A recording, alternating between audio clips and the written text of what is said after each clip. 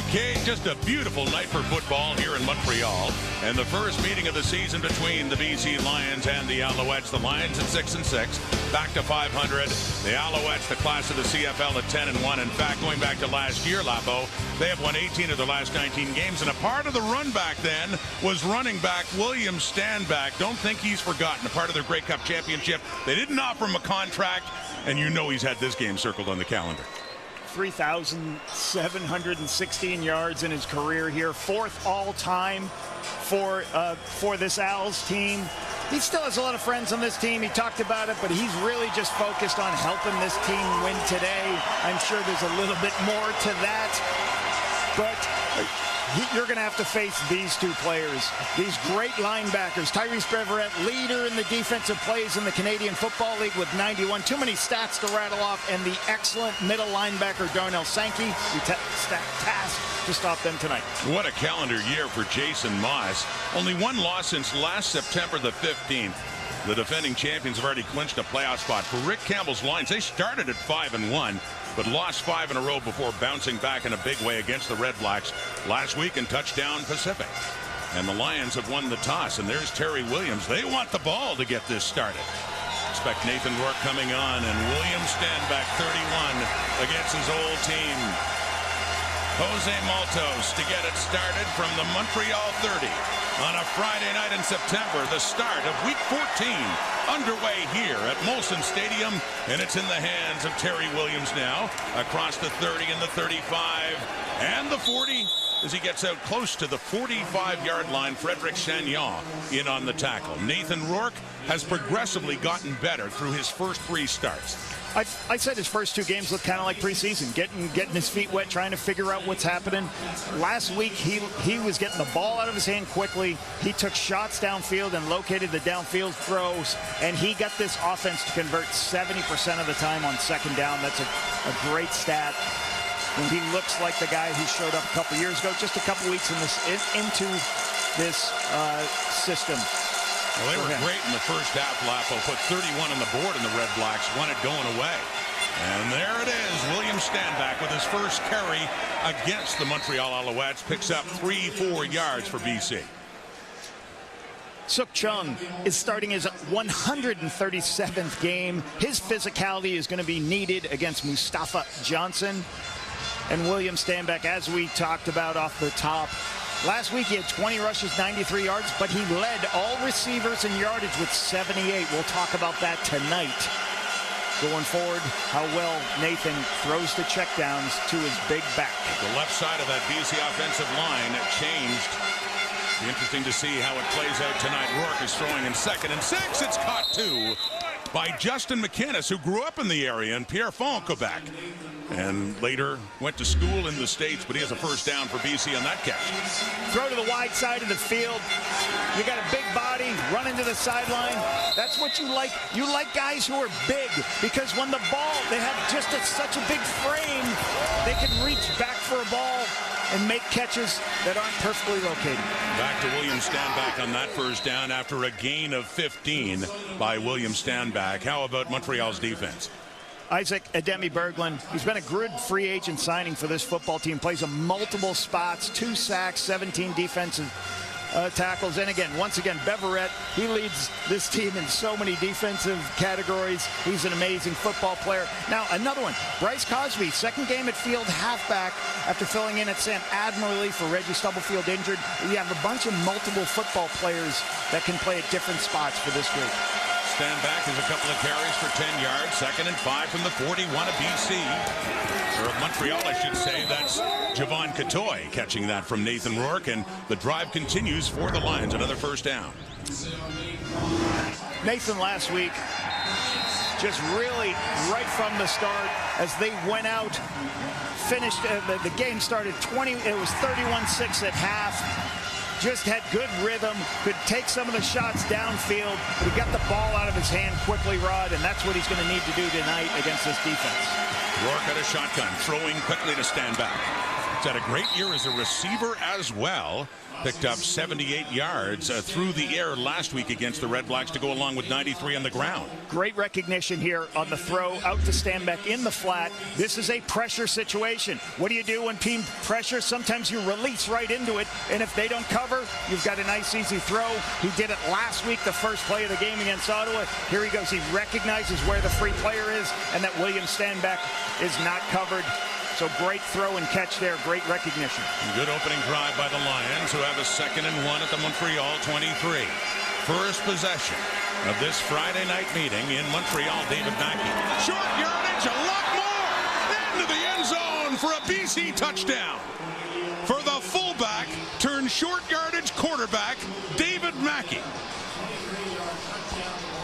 23 yards for that touchdown, and that's the 6th TD of the season for Mackey. Why is he getting these quarterback sneaks? Because they don't want Nathan Rourke to do it. What you normally have right here is there's supposed to be multiple players on the outside on the perimeter. You do these wide sneaks, but there's nobody to play contain. That's a misalignment by the Montreal defense. Mackey, they've got it called to go to that side, and they get hurt because they don't have enough people aligned to the wide side to have contain for that speed sweep. The quarterback under center, quarterback outside zone. And the point after by Sean White. Well, David Mackey, yes, he scored touchdowns before, usually from somewhere inside the 5. That's probably the longest touchdown he's ever had in his career, Rod. You kidding me? It's usually 2 yards for him. A much-deserved breather coming up for 34, putting the Lions on the board on a Friday night in Montreal, 7-0 BC. A 6-play, 66-yard drive, 3 minutes off the clock. Big throw on the outside. Nice catch on the sideline. Getting the ball underneath to Catoy. Throwing into the blitz to Stanback. David Mackey. A misalignment by the Montreal defense gets him around the defense on the quarterback sneak for the nice touchdown. David Mackey, like we said, probably the longest run of his career, Rod. Really good. Excellent to see that. And that's 3 straight games for BC scoring a touchdown on their opening possession. Last week to the Red Blacks in Victoria, and Mackey and William Stanback. You know, badly wants this one up against his old team. BC has the 7-0 lead. A short kickoff. And on the return is Letcher, who's taken down at around the 25-yard line. Cody Fajardo returned 2 weeks ago after missing 4 games because of a hamstring injury. And what stands out, Lapo, that completion percentage, which is tops in the CFL. It'd be one thing if he just threw the ball short all the time. Now, that's part of what they do, but they lead the Canadian Football League in big plays, and they throw it downfield. He had last week, or during the bye game, he had 5, right before the bye, he had 5 passes over 30 yards. And you are 5 times more likely to score a touchdown when you have an explosive play. So, you know, they throw it short, but then they take their shots, and he's been tremendous at that this year. Last game, 2 weeks ago, they had the bye last week, 22 of 34, 326, 2 touchdowns, 1 intercepted. Cody Fajardo, 6-1 as a starter this season. Takes that one, turns around, and is running it to the left edge. Takes a hit and picks up a couple of yards, a 2nd and long, coming up here for the Alouette offense. Josh Donovan's going to have a tall task tonight. Watching him against Matthew Betts, second-year player from Arizona, and Cole Speaker. Before the bye week in their game against him, he had 5 catches, 107 yards, 2 touchdowns, all in the 3rd quarter for the 3rd-year player from Wisconsin lacrosse. Division III football, as you know, I love my Division III guys. I know it's near and dear to you. They played last night. They blew out RPI, so I saw that a little bit in the stats today. For all those Division III fans want to know what's happening. RPI, one of your old schools? One of my old schools, yes. 2nd and 7 now. The Montreal 28. Alouettes in an early hole, throwing and completing it to Cole Speaker. Well, that big game Lapo talked about a couple of weeks ago against the Edmonton Elks when he had 2 touchdowns in that Montreal victory. Really good when you just throw the good things happen when you throw the ball into the flats to guys who can make people miss. Cody quickly makes a decision. The ball comes out of his hand. TJ leaves there, can't make the tackle, and that puts them in a situation where they're in 3rd and 1. So now you can get the check down. So some of these long yardage situations, hey, get yourself to a 3rd and 1 so we can go ahead and get the yardage. But Cole Speaker, we had a talk with him this week. Great kid, great individual. really enjoyed our conversations with him. Dominic Davis in for short yardage. He rejoined the Alouettes. A former BC Lion, had been with the Lions last year and returned to Montreal, where he had been and had a lot of success in short yardage, picking up the first down. Matthew Betts gets to play in front of friends and family tonight and try to keep his 19 straight games with a sack. He probably has 19 tickets bought too also. TJ Lee moves to Sam linebacker, first time, and he had 9 career tackles, career high 9 tackles last week at the strong side linebacker. And Gary Peters, second in the CFL with 9 pass knockdowns. Watching him all game tonight. So they get the first. Fajardo back on. And yes, watch for Matthew Betts from Montreal, star at Laval, and then later with star with BC, returning to the Lions. First game was last week. On that running play, and a gain of about 3 or 4, and that would be it for the Alouettes. They started slow against Edmonton, but eventually they Edmonton was running the football well, but then Cody got on fire. He had this is all from the third quarter, right? They stormed back. They went on a 15-0 run in the second half to win 21-17. They were down 17-6. Some spectacular throws by Cody, and was really catalyst to that successful come back from behind win. Well, they've had some close victories. That one a 4-point win coming back, as you talked about. And second down. It is caught by Reggie White. And a first down as this Alouette drive continues up near midfield.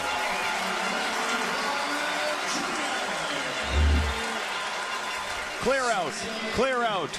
And then out in the flat. That's what the picture is. They're playing man coverage, so TJ Lee's inside position. You just run away to the sideline. Beautiful location. The BC Lions are trying to play man coverage with 2 deep safeties. TJ Lee just gets inside position. Reggie White, really good push to be able to get to the sideline, and a great throw to the wide side of the field. Gain of 17 yards for Reggie White in his 4th year out of Monmouth. Actually crossed the midfield stripe and gets it in the Lion zone at the BC 53. 7-0 Lions. Alouettes, first possession. Fajardo. 4-man rush. Runs out of time. Down he goes too, as he is sacked. And it is Christian Covington. With 4 sacks. That's number 5 on the season for the son of the all-time sacks leader in the CFL, the history of the game, of course, Grover Covington, but Christian with another sack. On the inside, you'll see him twisting behind the center, and then what a twist is he goes behind his own defensive lineman. As he goes behind his own defensive lineman, creates a space for him to get in and get a free shot to Cody. Back them up to second and extra. Christian, who went to Rice University in Houston, had a number of years in the NFL. This is first year in the CFL, where his dad was a star. Fajardo throwing, completing again to Speaker. And another good pickup for Cole Speaker, although doesn't make up all of it to get for a first down. It'll be a little bit shy coming up here.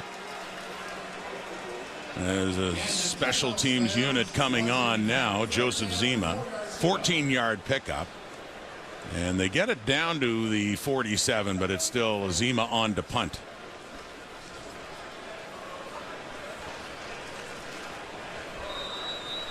One of many Aussie punters in the league, global player from Melbourne, Australia, and standing just inside his 50. So Alouettes are able to move the ball a bit in response to that BC touchdown, but they will send it back now with Zima. Terry Williams back inside his 10. And a well-placed punt by Zima. They look to see where it comes out, but yes, down at the 2. Beautifully done by Zima to pin Nathan Rourke and the Lions offense deep to start this second possession. Start number 4 of the Nathan Rourke comeback.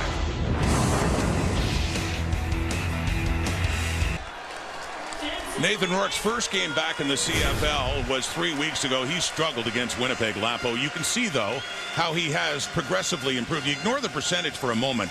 Clearly his best game last week, especially that first half against Ottawa. As we said off the top, he is so quick at making decisions, seeing pictures, and getting the ball in his hands.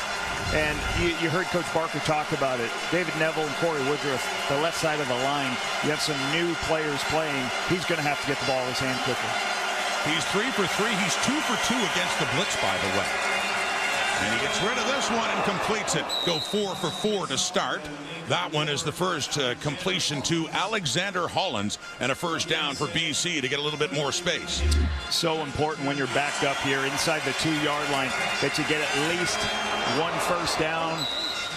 But that's a great throw.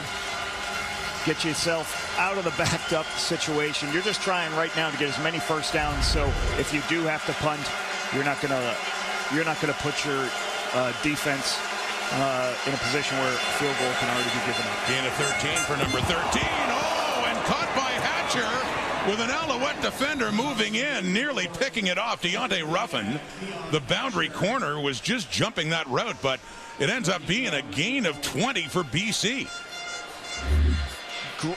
Watch right here. That's the matchup. And when you see how quickly the ball comes out of his hand, this is what I'm talking about. If Nathan doesn't throw this ball immediately, Deontay Ruffin is going to take it for a touchdown. It's going to go. Oh, I think we got the wrong play there. But what you can see is how quickly that ball came out of his hands. Working in first down, BC 35, and that one is the first incompletion. It's Alouette football. Bryce Cosby off the deflection picks it up for the interception for the Alouettes. So just as the Lions were moving out of their zone, that one deflects off the hands of a Lions receiver and into Bryce Cosby's for the pick at midfield. Bryce Cosby's second interception this season for the rookie from Ball State. He's at the right place at the right time. You're going to see Justin McInnis going all the way across on a play-action pass, but Cosby becomes a high player as you go across, and we'll play this. Play action, boot back to the field. McInnis is trying to get across to make the play. The ball goes through his hands up to Bryce Carter as the highest player on the field. So being in the right place, right time. Seeing the tip drill, looking into his hands, second interception of the year. Alouettes taking over near midfield. Play fake, and it's dumped off, but hit right away by Ace Ely. Jose Barbone, who's getting the start, just his second this season because of the injury this week earlier to Austin Mack. This is typical Montreal offense. They are going to throw quick, behind the line of scrimmage throws, bring people across the formation and try to get defensive backs to chase across and try to create leverage advantage.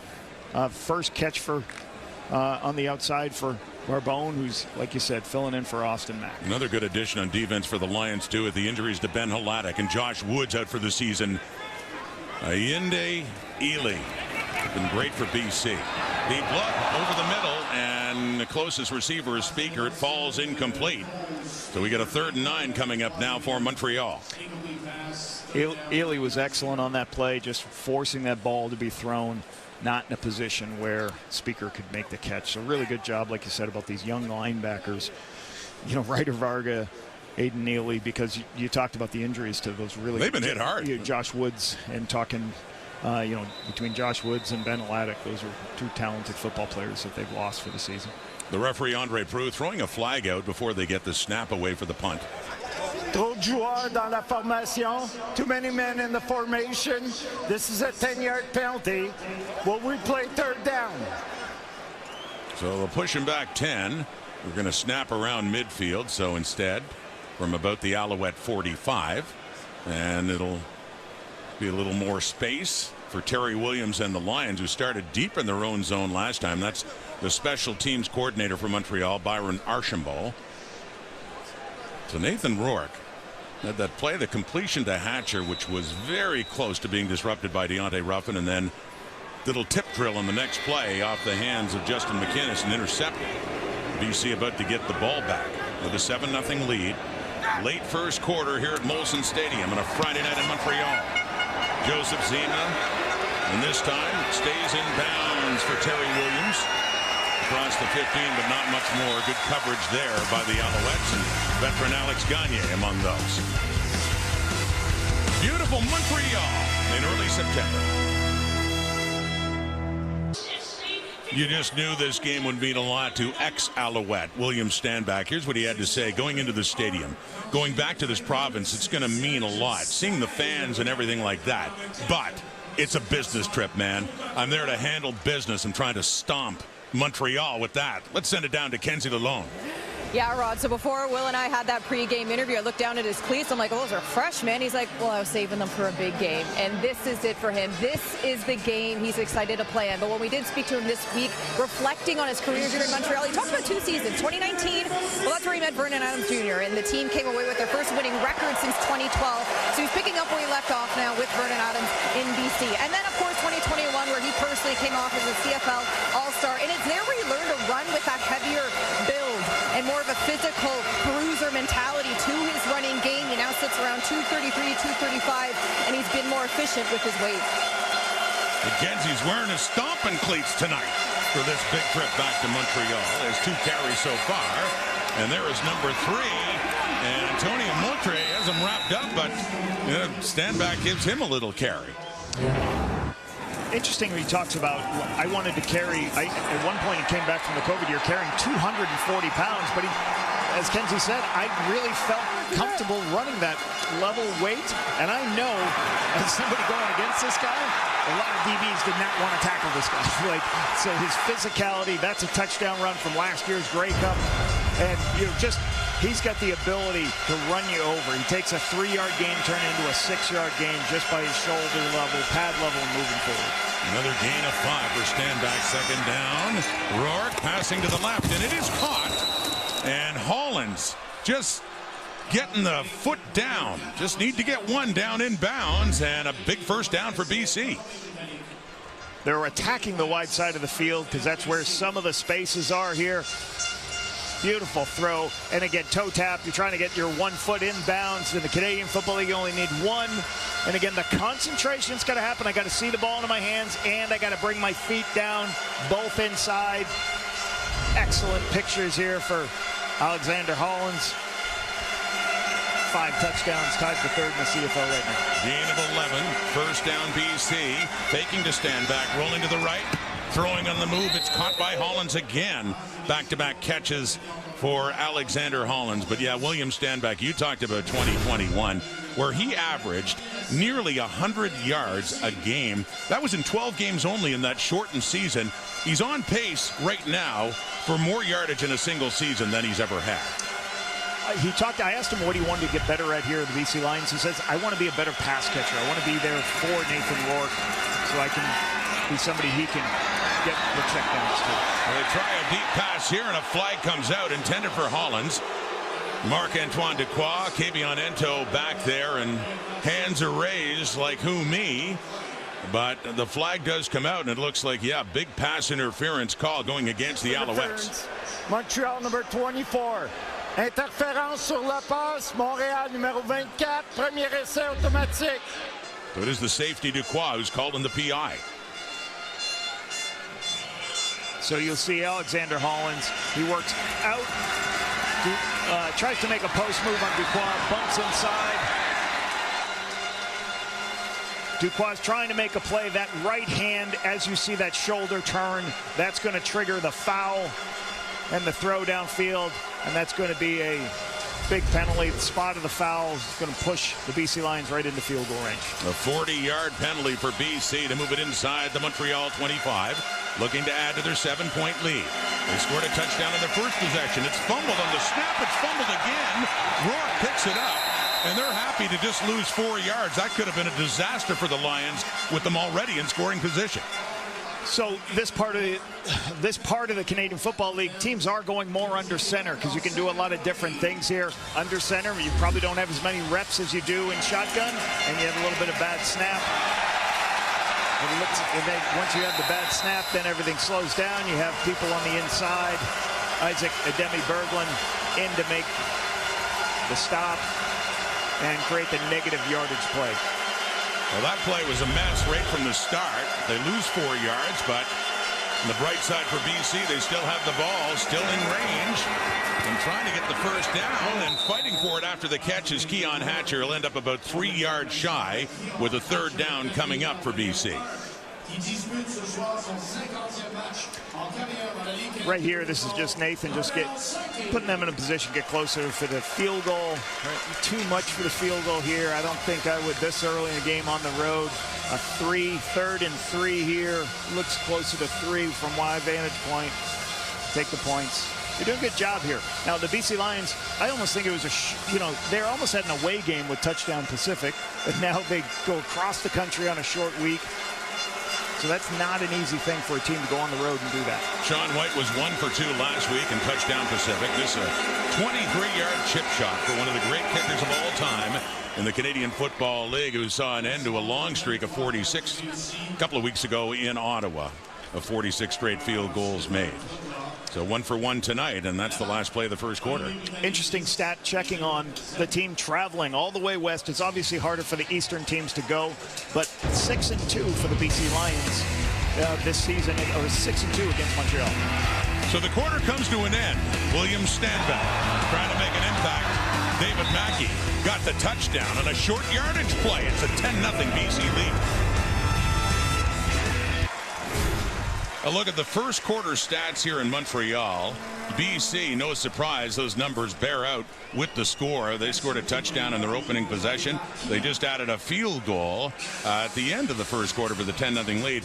Lapo and I were in Calgary a few weeks ago, and it was country night. So, yeah, we brought our hats. We got involved, and geez, Lapo, I thought we looked good that night, but I figured that'd be the only country night of the year that you and I would be involved in.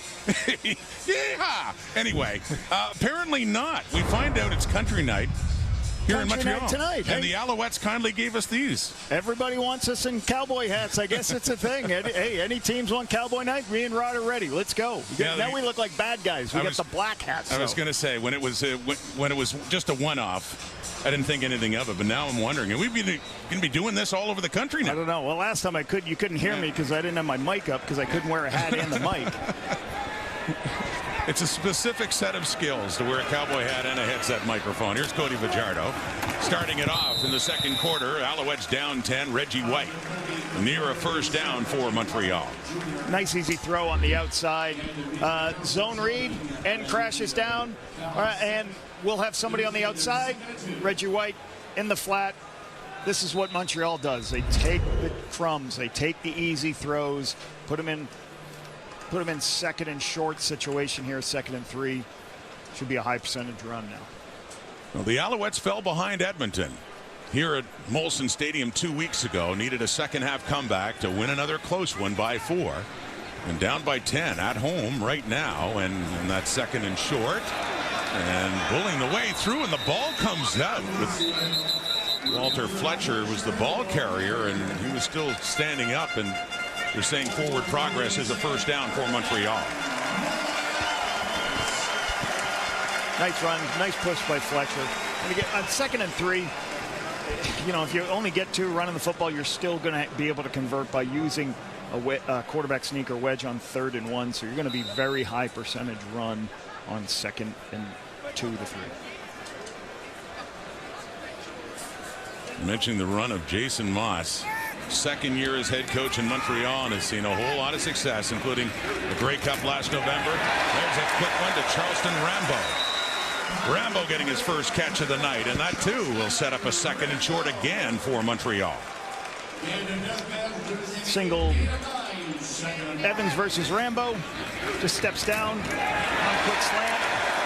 Cody takes his throw immediately. Shotgun 3-step play to get the ball out quick.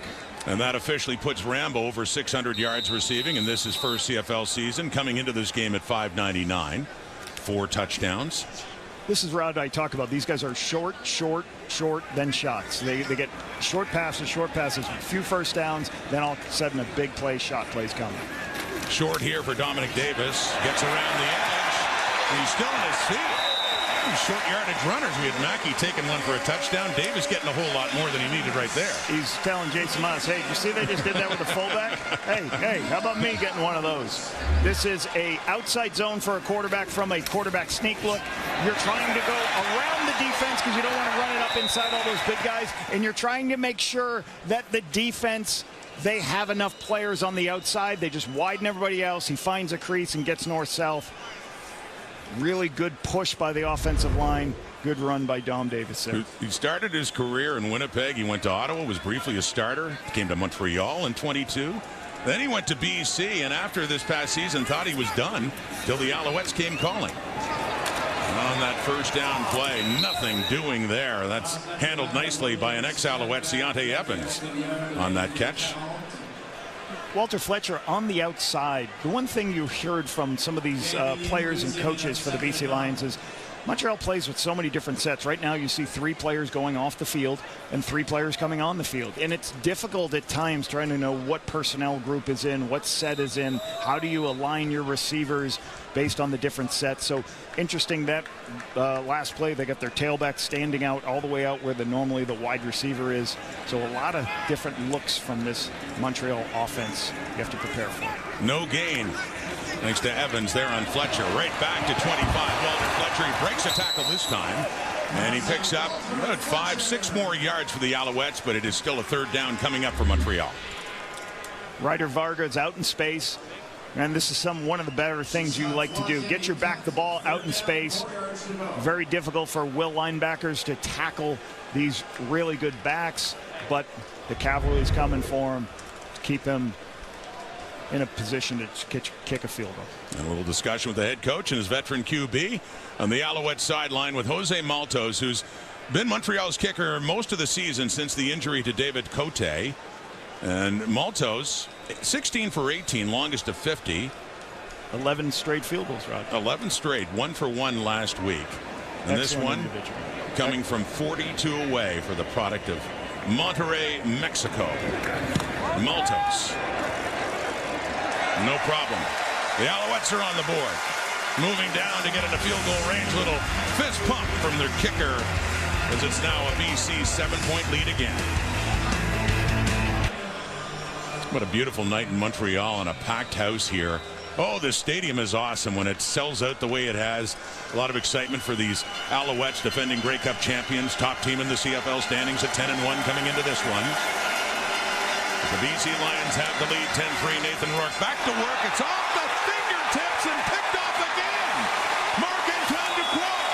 Second time this game that it's gone off the hands of an intended Lions receiver and into an Alouette's arms. William Stanback couldn't hang on, and now his old team has the ball. A receiver, they go to empty to have the tailback out to catch the pass. As you see him, he comes out and drops out. He's going to be the quick throw, but sometimes the running backs aren't going to see this quick throw.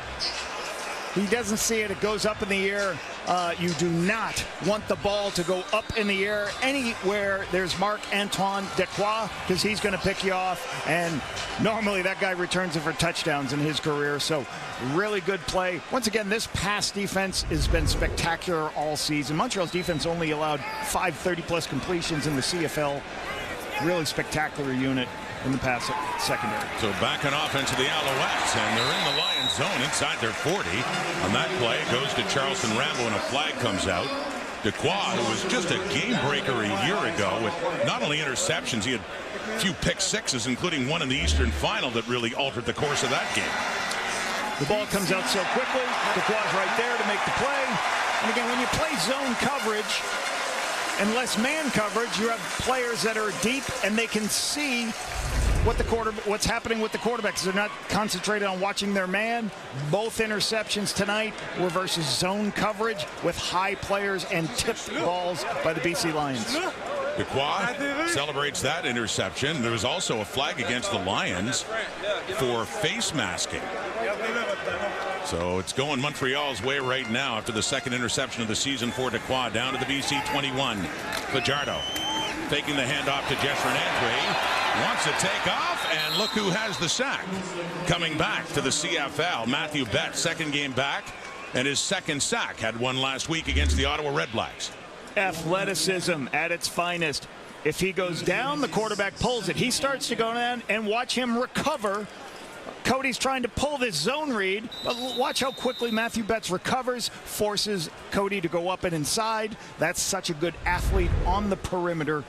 Matthew Betts to be able to make that play. He was far and away the leader in the CFL in sacks last year with 18. Second place was 12. And Betts was named the top defensive player in the Canadian Football League in 23. He's coming again. Fajardo steps up, and it is low inside the 10 for Speaker. But too low for Speaker to haul that one in, and we get a third down and another field goal situation coming up for Moss's Alouettes. Matthew Betts, one thing, it was interesting talking to him this week. We asked him, how much D-line stuff did you learn? He goes, I actually played more linebacker than anything.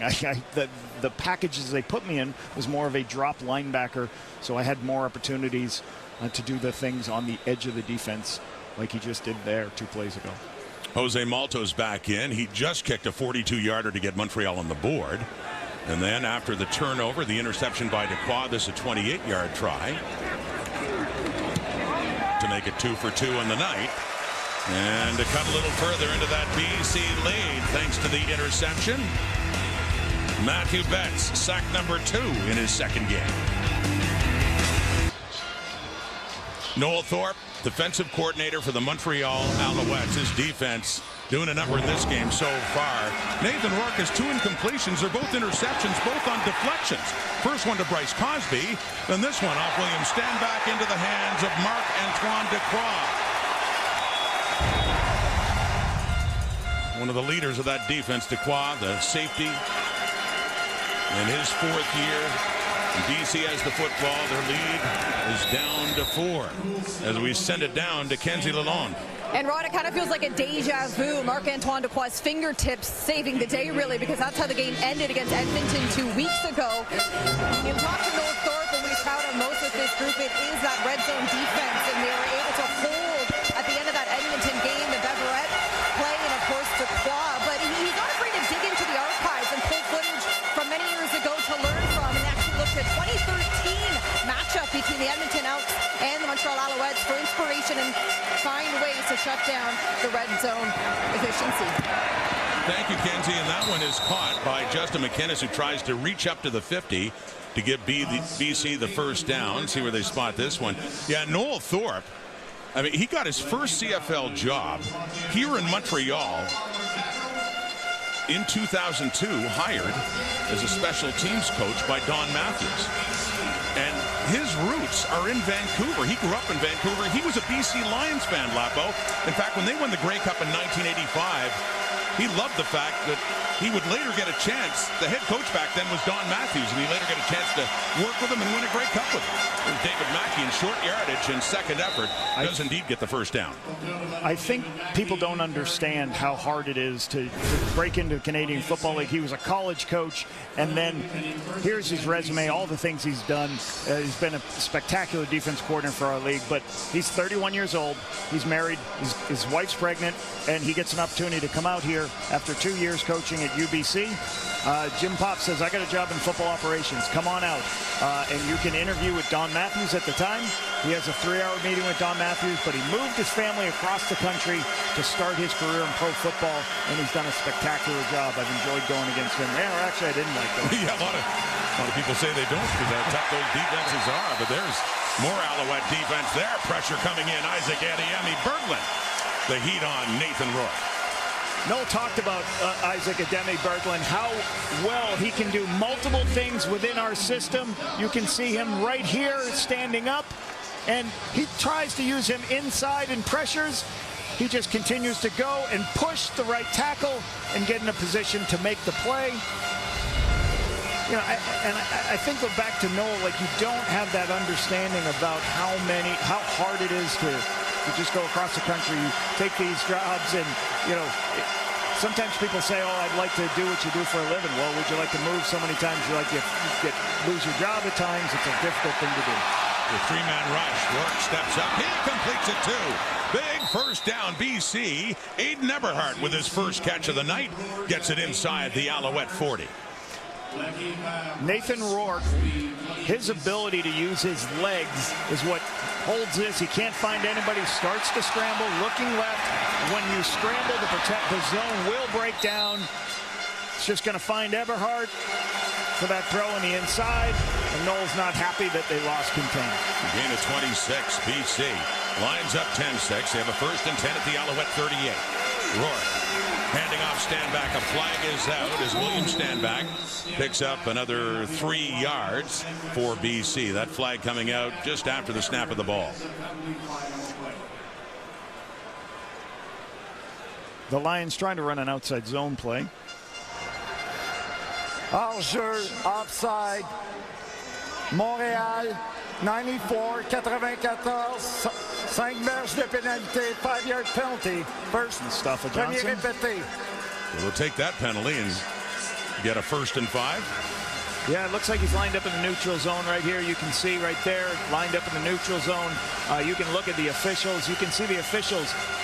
Little cheat sheet for you. The officials straddle the line of scrimmage, so you'll see the officials put their 1 foot on the line of scrimmage and 1 foot on the spot, which is 1 yard away. He's too far inside.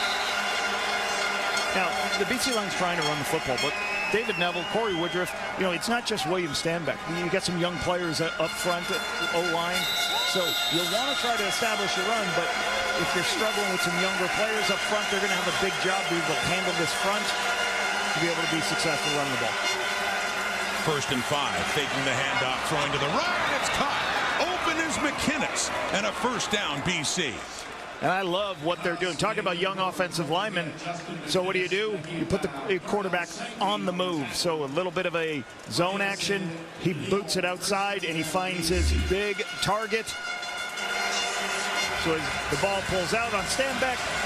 Now Debbie Berglund can't get there. Throws it to the big football player, Jordan McGinnis. Jordan McSemick doing an outstanding job as offensive coordinator. You know, I talked about the coaches and what happens, Rod, and how you got to get into the business. That's a guy who paid his dues to become a coordinator. Pressure coming after a gain of 18 on Rourke, who's fleshed out to the left. And he nearly completes that one to big Javon Catoy, but it's Bryce Cosby right there to pop him, and as the ball arrived, it's incomplete and 2nd down. A little bit of pressure, more pressure than zone on Nathan Rourke here, forcing him to move to his left and throw. So we get a little chess match between the 2 coordinators there. Jordan McSemick, BC's offensive coordinator, and veteran coach Noel Thorpe. 9th play of the drive coming up. The Lions pressing again. They have led all along. 1.10-0, now 10-6, but threatening again. More pressure. End zone! Touchdown! Eberhardt. Another touchdown for Aiden Eberhardt for 15 yards, and BC strikes back on the 2nd touchdown of the season for Eberhardt. Eberhardt right there as he's coming inside. A pressure situation from the Owls as he breaks back inside. They lose sight of him. Get miscommunication on who's covering who. Nice touchdown for Eberhardt. Good throw by Nathan before the pressure got to him for the touchdown. He got one last week, his first touchdown in Victoria. And he had 4 catches for 58 yards. Has one here in Montreal. And that, with the point after for Sean White, increases the lead after a 9-play drive for 70 yards. Nathan Rourke down to the 2 for Eberhardt, who takes it in for BC's 2nd touchdown of the night.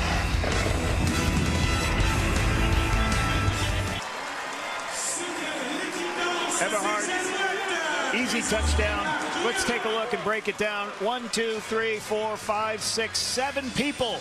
But it's not man coverage or zero coverage. They're going to go to a zone. He's a low player. He's a high player. He's a high player. This is what's called a zone pressure. And what you're going to do is you're going to blitz everybody, but you're going to try to cover down, and there's huge spaces allowed on the field. So this is a zone pressure look that Nathan gets the ball out of his hand before the extra players. You should have time. You should have open players. It's whether you have time enough to get the ball out of the hands, but really good recognition. Nice catch by Eberhardt versus that zone pressure that the Owls love to bring. In his 2nd year out of Wyoming, as mentioned, he had his first touchdown of the season last week, so he's 2 for 2. These last two games, it's James Letcher on this kick return. Alouettes in a deeper hole now, down 11, 17-6. After that drive, led to a touchdown. And Nathan Rourke, and a flag came out, by the way, too. But Rourke, facing the blitz, he's 4 for 5. Now, there was a pass interference call, and there was an interception, too. But the touchdown pass to Eberhard as well. 12 for 15, 169 yards, 1 touchdown. Like you said, the 2 interceptions kind of tip balls. So this is a good half for them. They've done a really nice job on the road, across the country, quiet in this Montreal crowd. number 48 and BC number 29. First down, Premier at 6. The referee Andre Proulx announcing penalties on both sides. The bottom line, it is a first down for Montreal. Jason Tucker. Guy's caught a post or 2 in his day. Lord, what a career. Go route, any, you name it. Outstanding receiver. Worked well with Ricky Ray, didn't he? Back in Edmonton. On the 25, Walter Fletcher. 3 yards for Fletcher. And we're expecting the 3-minute warning. Exactly 3 on the clock. BC started strong. Most recently strong as well. They have an 11-point lead late first half. Big halftime coming up. We break down Nathan Rourke's game so far, BC's defense, and Milt Stegall will recreate Aiden Eberhardt's touchdown celebration. What did he do? You need to work on it. You only have 3 minutes. How to do it. How to dance. Okay. Milt Stegall, touchdown celebration. He did a few of those, yes. Oh, yeah. Back in my day, yes. Well, he had a lot of touchdowns to celebrate, They were planned celebrations that they practiced before the game. Thank you, Kate. Kate in the panel coming up at the half. Here is Cody Fajardo facing more heat, and he is sacked again. That time it's Thibaut Debaye of Belgium coming in to get the pressure on Cody Fajardo, and a loss for the Alouettes late in this first half. Inside pressure. Again, the depth of the pocket is one thing. You have 2 things. The width of the pocket is for the tackles, but the depth of the pocket is the guards. You get good push inside that forces Cody to get off his spot. And that's, you're always talking about getting the quarterback to be off his spot. Nice inside move to get him down. Debalia, really nice play.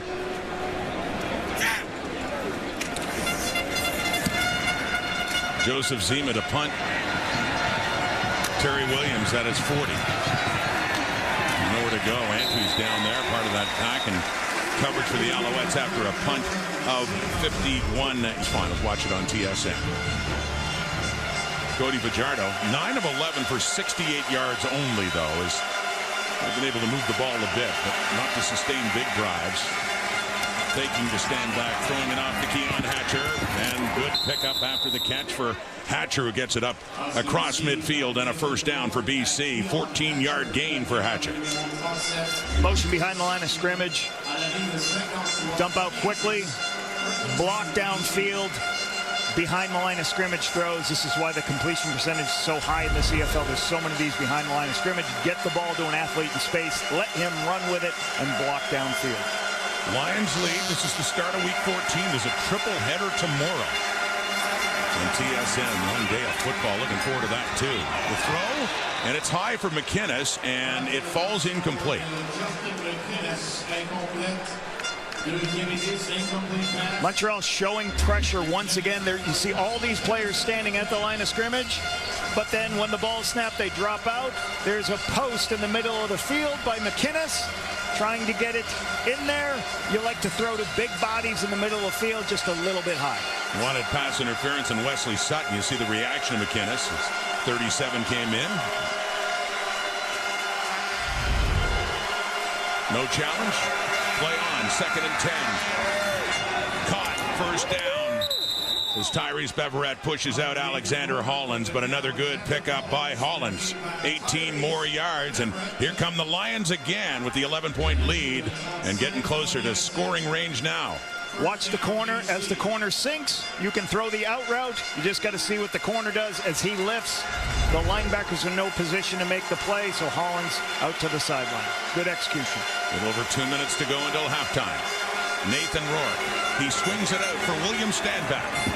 And he cuts the corner, and his ex-teammate Dequoy gets him down. And the ball comes out, but the whistle had blown. By the sounds of it here, it looks like BC will retain possession of this football. Pressure by the Montreal Alouettes defense. Throw the swing to the field to get William the ball. I'm telling you, any other free safety in the league, I think this is a huge gain. Dequoy has such speed, he can run it down and make a play on the football. Great range by the tall free safety from the University of Montreal. And Stanback looks clearly down here before the ball comes out. After a gain of 13, looks to be there. The Alouettes are taking a look at it. We shall see if it's worthy of a challenge. See if there's another angle on it. There's a discussion now with Andre Proulx and head coach Jason Moss. And as we know, the officials are trying to make sure that they... Montreal is challenging the ruling on the field. They believe the player was not down with contact prior to fumbling the football. Montreal. Well, there you go. Moss wanted to challenge that. You saw Stanback spun around. At first glance, it looked like he had hit the turf before the ball popped out. But there is the issue of when the whistle was blown as well. And that's why what the officials are told is, hey, make sure you see the receiver, the running back, make sure that player is down. Hold the whistle as long as you can. Don't do an early whistle because of this can happen. You got to wait that little extra second to be down. So we'll see a couple of these angles.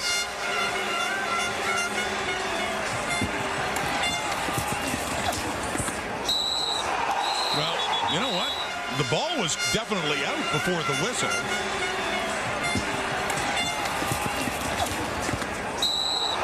And then it really comes a matter of was Stanback down before they actually stripped it out. Great execution by Cabianento. When you have a player, there's multiple players around. The first one's wrapping up, the second one's going in. You can tell this team is well coached on taking the football away. Really good opportunity to knock that ball down. Now Rick Campbell with a discussion with some officials too. William Stanback, well, you know how much this game means to him. He had one to go off his hands and it turned into an Alouette turnover. Is this actually a turnover?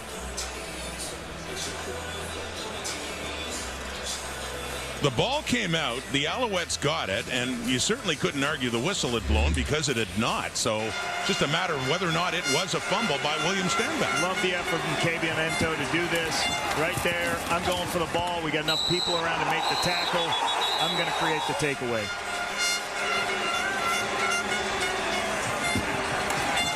Pretty good. He's got good leverage, Rod. He's got good leverage on him, but it's great by Cabianento. Just as he's going down, the ball's ripped out. Well, here's a decision from the command center. Fumble or no? Upon review, the ball carrier was not down with contact, and Montreal recovered the football. First down, Montreal. So another turnover committed by the BC Lions, and William Stanback has been involved in a couple of them. Yeah, pretty amazing. 3 turnovers, like you just see right there, that the BC Lions are up 17-6 with 3 turnovers. So they do have the lead by 11 points, 2 minutes to go in the clock, but Alouette football. They have scored points off turnovers so far in this half. Fajardo quickly working about the 23 and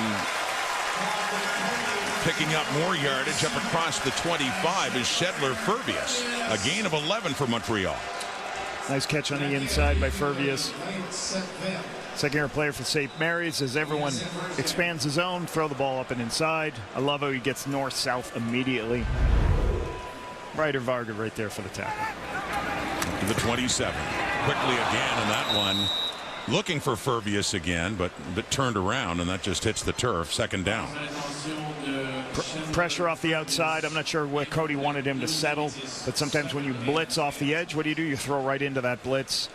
And they just weren't on the same page whether he was going to sit down or stay on the move. Decent numbers, 10 of 13, 79. They haven't had that explosive play that they're known for. The previous turnovers gave them shorter field, certainly one that led to a field goal. 2nd and 10, Alouette 27. That is caught.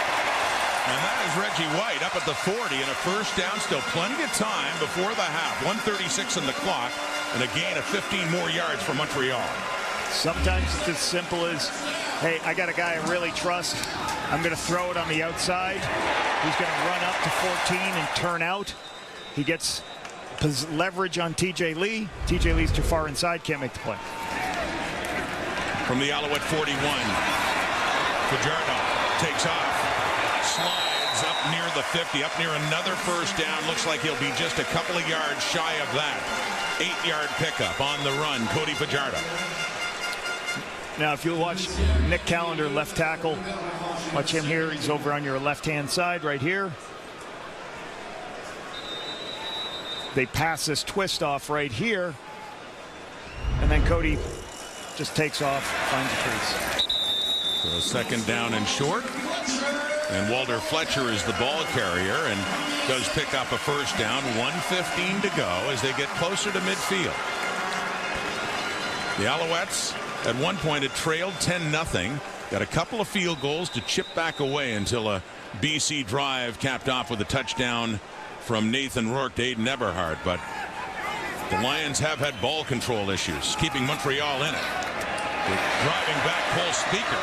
Another catch for him from Wisconsin lacrosse. Speaker with 2 touchdowns last week against Edmonton. And a good first half as he picks up 13 more yards for the Alouettes. Zone coverage, everybody lifts. Cody immediately just goes, I'm going to throw to Cole Speaker. Watch him put his foot in the ground immediately and get north-south. That's the difference being second and short or being in a first down or 3rd and 1. I love how we got north-south immediately to create the first down. Clock ticking, under 50 seconds to go. 1st and 10 from the Lion 45. Fajardo dumping it off to Fletcher. After the catch and room. First down and much more for the Alouettes as Fletcher takes it down inside the BC 20. 26 yards. Fajardo to Walter Fletcher. You had everybody running downfield. Everybody clears out. Everybody's starting to chase. He knows where his running back is. Gets the ball to him. Plenty of space for Walter Fletcher, the leader in the CFL in yak yardage. Down to the 19. Late first half. Alouettes looking for the end zone. Here's Fletcher again. After catching that short pass, he works it down to the 15. 25 seconds to go. And a second down is coming up for Montreal. A really good rhythm. BC Lions playing a lot of zone coverage, dropping everybody out. Cody, this whole drive is just throwing his checkdowns so they can get across the field. This is the longest yardage position they've been on this whole drive, 2nd and long. Still looking for their first touchdown of this game. And they end the half on a strong note. Fajardo. He's going to take off inside the 10. Down near the 5. He got the first down. 1st and goal coming up for Montreal as Fajardo a couple of times in this drive has chosen to run. This is a quarterback draw. It's a read draw. You swing the back out to one side, and then you go up over the lineman block, and he runs up and inside. You try to expand the box, get the linebackers out, and QB draw. 10th play of the drive. Fajardo. End zone knocked away. Ryder Varga coming across. Gary Peters was there as well for the intended receiver, Charleston Rambo. Really quick pass to the slant on the outside. You'll see a slant coming in right in here. Tries to throw it underneath immediately. As they clear out. There you go, Ryder Varga underneath it to make a play on that slant. Great play by Varga. We mentioned the injuries to the Lions linebackers, Ben Hladek. Well, and Varga stepping up, getting the start at weak side linebacker. Now 2nd and goal. Soft toss into the end zone for Speaker. Touchdown, Alouettes.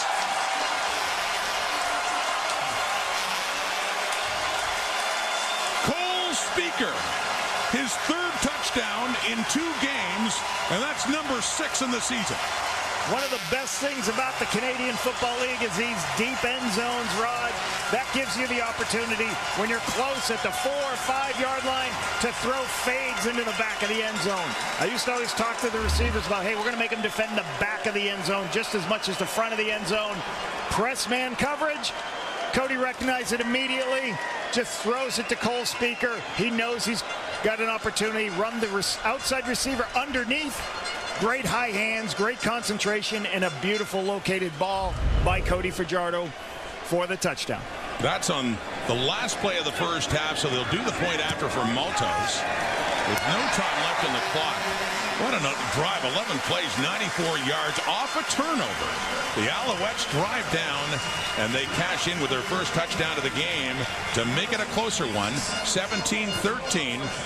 You know, BC has the lead, Lapo, but those turnovers have certainly been costly.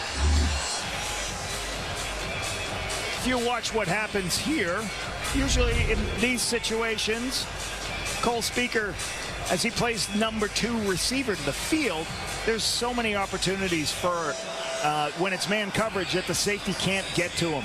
So that's what Cody recognized. So he says, all right, you just work outside release the low player and run down. Here's a picture of it. You see press man here, one goes under, but this is an outside release and he just stays on that path. This is called slot fade, where you just run a fade route. It could be a corner route, but it's easier to just outside release and then throw your hand up and find a spot. Cole Speaker's been such a great player for this organization. Danny Machocha, he talked about when we interviewed him that I just went down to 5 different free agent camps. People loved what I did in a Montreal free agent camp and made my place. Well, initially it said no time left in the clock, but there was time for Terry Williams. They put 1 second back on, and so there was a kickoff and a return there by Williams. So now we can say it is halftime. And as mentioned, the Alouettes are down, but that could have been a whole lot worse for Montreal. What a great way for them to end the first half. That's what this team has always done. Like 2 weeks ago, they were down. They were down and went 15-0 in the second half. They just find ways to respond, to put themselves in a position where, come back and put themselves in this game. For BC, Aiden Eberhardt, 2 catches in that first half, including that one from Nathan Rourke. For the touchdown, as Eberhardt has TDs in 2 straight games, and here he is now down the field with Kenzie. Well, Aiden, your first touchdown just last week, a touchdown Pacific, followed it up with another one here. How is the game slowing down for you? Yeah, this is my second year here. Just the game itself, the way our offense runs, just getting more comfortable and comfortable. Obviously, we're over halfway through the season, so being able to see defenses running the same route, over and over, the concepts over and over, just throughout practice, it's helping a lot.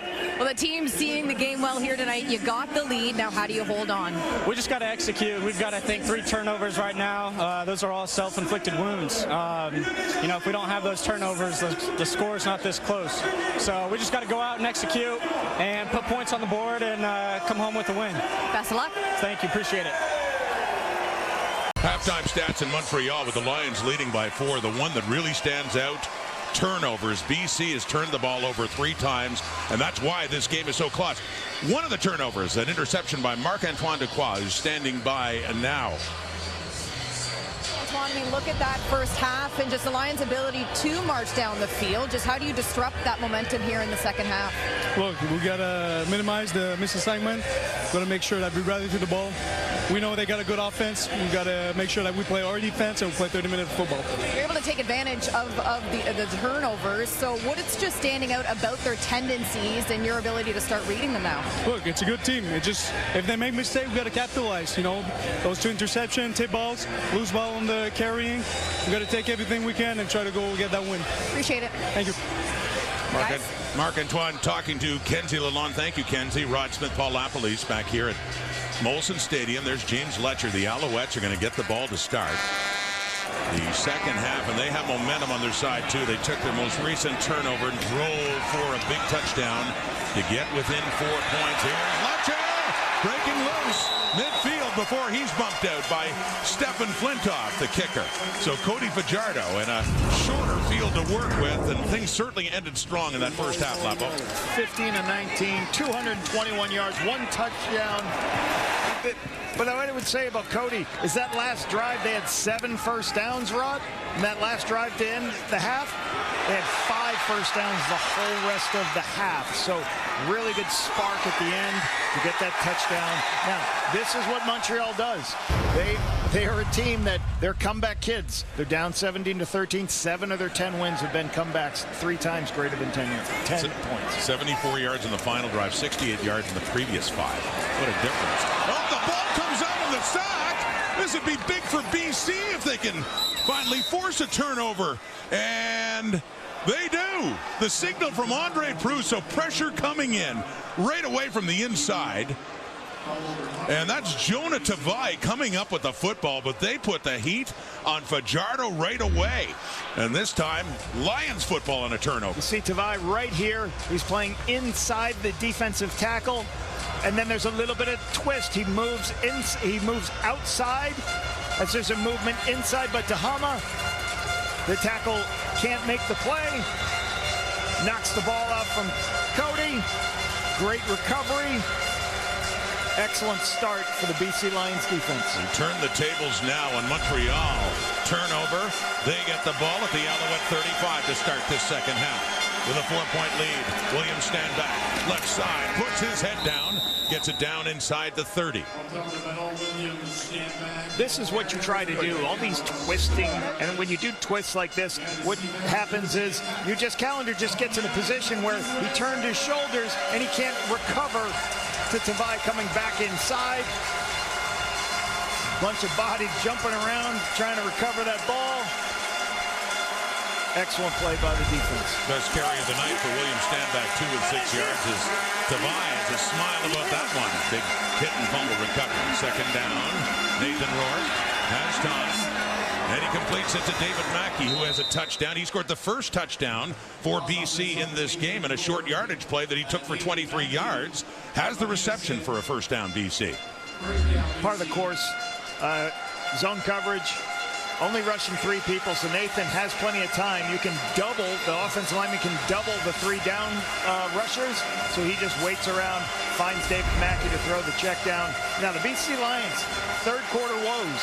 They're minus 34 in point differential, 8th in the Canadian Football League in the third quarter. So this would be big if they can get points right here. Just the 6th catch of the season for Mackey and a first down. Back to Standback. He's running hard. Wants to stomp in his old team, and he does some stomping right there as he gets the Lions close. It'll be a 1st and goal coming up for BC.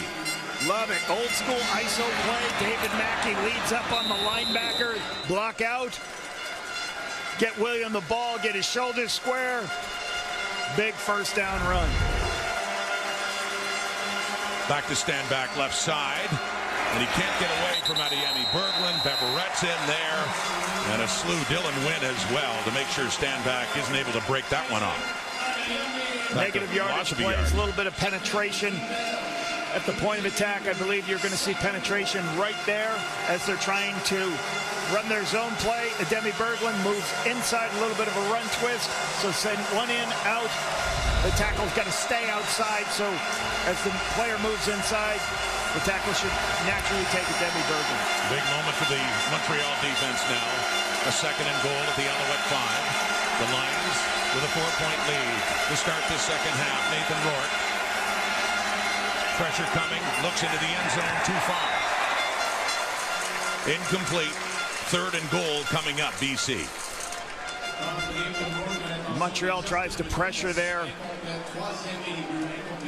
Leaves the middle of the field wide open. You can see all those bodies up there standing around the line of scrimmage. They're all going to rush the quarterback as all those players come.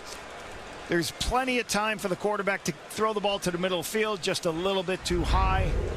So this is a great stop by this Montreal defense with the ball inside the 10. To keep it within a 1-score game as Sean White is out. He's 1 for 1 and the short one 23 yards. This is a short one as well. Just 12 yards away. White's 2 for 2. So BC takes advantage with points off a turnover, but not as many points as they would have thought they could have got. Instead, opportunity missed. They settle for 3 in a 2013 third quarter lead. I don't think that's going to go very well for South Florida. You're not like you. I'm not. You're thinking Bama still has it, right? I don't think that's going to go very well. They're going to take their $300,000 and go home.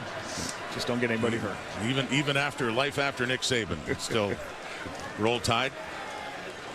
20-13 BC. That's Walter Fletcher with a good run. He went left, he cut it back up, gets it up across the 50, and a first down for the Alouettes. Good stretch. Good reach by Callender, and on the outside, you have a wide receiver on the outside also helping create an edge. Good read. Takes 2 steps, then cuts it back inside. Nice vertical run by Walter Fletcher.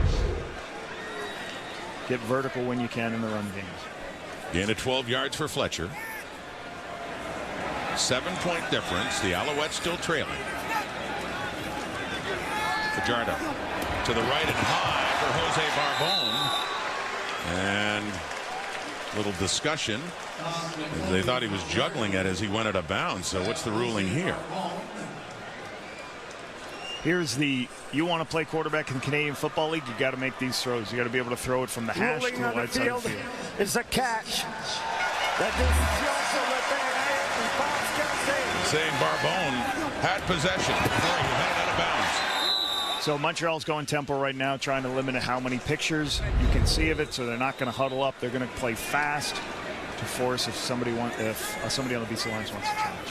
2nd and 5, the BC 54, and coming in was Deontay Evans on Barbone on a high ball and jumping in front, trying to jump in front and take it away. Evans, the ex-Alouette, he played here in Montreal back in 2019. Leads the team 2 interceptions. You love veteran quarterbacks. Watch how far inside the field corner. Deontay Evans says they play farther inside because they know the ball's in the air longer, so it's really hard to complete those slants on those field corners because they're going to play so far inside. As you saw, the veteran Deontay Evans understands the width of the field. As mentioned, Lapo, Barbone playing because of the injury this week to Austin Mack, who had just come back to the team. Played 1 game. He's on the 6th now. Another good punt by Zima. Takes a bounce inside the 5. Rolls out inside the 10. Little congrats for 36. After a drive stalls right there, Deontay Evans reaching up just a little bit high. BC still in front.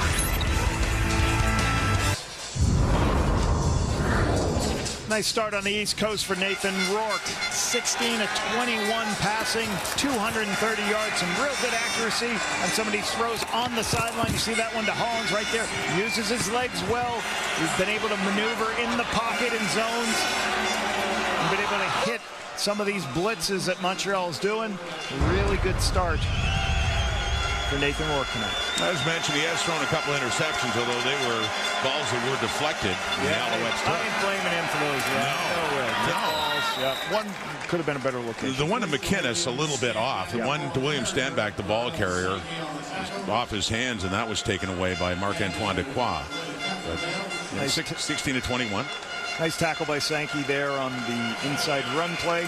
Trying to establish this run a little bit. It's been hard going. William Stanback, 9 carries, 36 yards. Sometimes you got to just keep going with it, but when you got a hot quarterback route, it's hard. You want to make sure you get the best player of the ball. Nathan Rourke's your best player. He's got to put the ball in his hands too. 2nd and 7. Rourke with lots of time. He's just going to take off.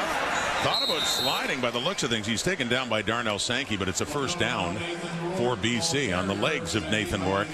We talk about Sankey too. We talked to him, Paul, and what a difference he's made this past calendar year to the Montreal Alouettes. He plays for Saskatchewan 2 years ago, signs with the XFL, plays 12 games. They win the championship. Then on September 11th, he signs with the Montreal Alouettes. That's 41 games. That's a lot of football quite a year for him to play. 2 championships. He won in the XFL, and he won last year with the Owls. Talented football player from Sac State. He signed in the 11th. They played and lost to the Argos in the 15th. Intercepted! Deontay Ruffin. 3rd pick thrown by Nathan Rourke. And takes his helmet off in anger. It sets up the Alouettes nicely here. Another turnover committed by BC. Stepping in front, Deontay Ruffin with the pick. Fist bump, Noel Thorpe. Deontay Ruffin's 3rd interception of this season. Western Kentucky. There's a couple of things going on here. First of all, the ball's in the middle of the field, so it makes the throw a little longer. There's an action fake. This is an RPO where they block out and he makes a decision on whether he wants to throw it or run it. Ruffin is lined up a little bit inside, and then this ball ends up a little bit too far inside. So Ruffin's right there for the takeaway. This is his 3rd interception, first time in his career, right? First time, and it's 4 straight games for Nathan Rourke now throwing a pick. That's also the first time in his career. Cody Fajardo. Deep. End zone too far for Reggie White. As they took an end zone shot right away after the turnover here, approaching the midway point of the third quarter, and the Alouettes within a touchdown. You're always trying to put a post in the middle of the field because a lot of teams void the middle of the field as they get closer to the end zone. So they got a post shot here, no safety in the middle. Just a little bit too far on the outside for the throw to Reggie White.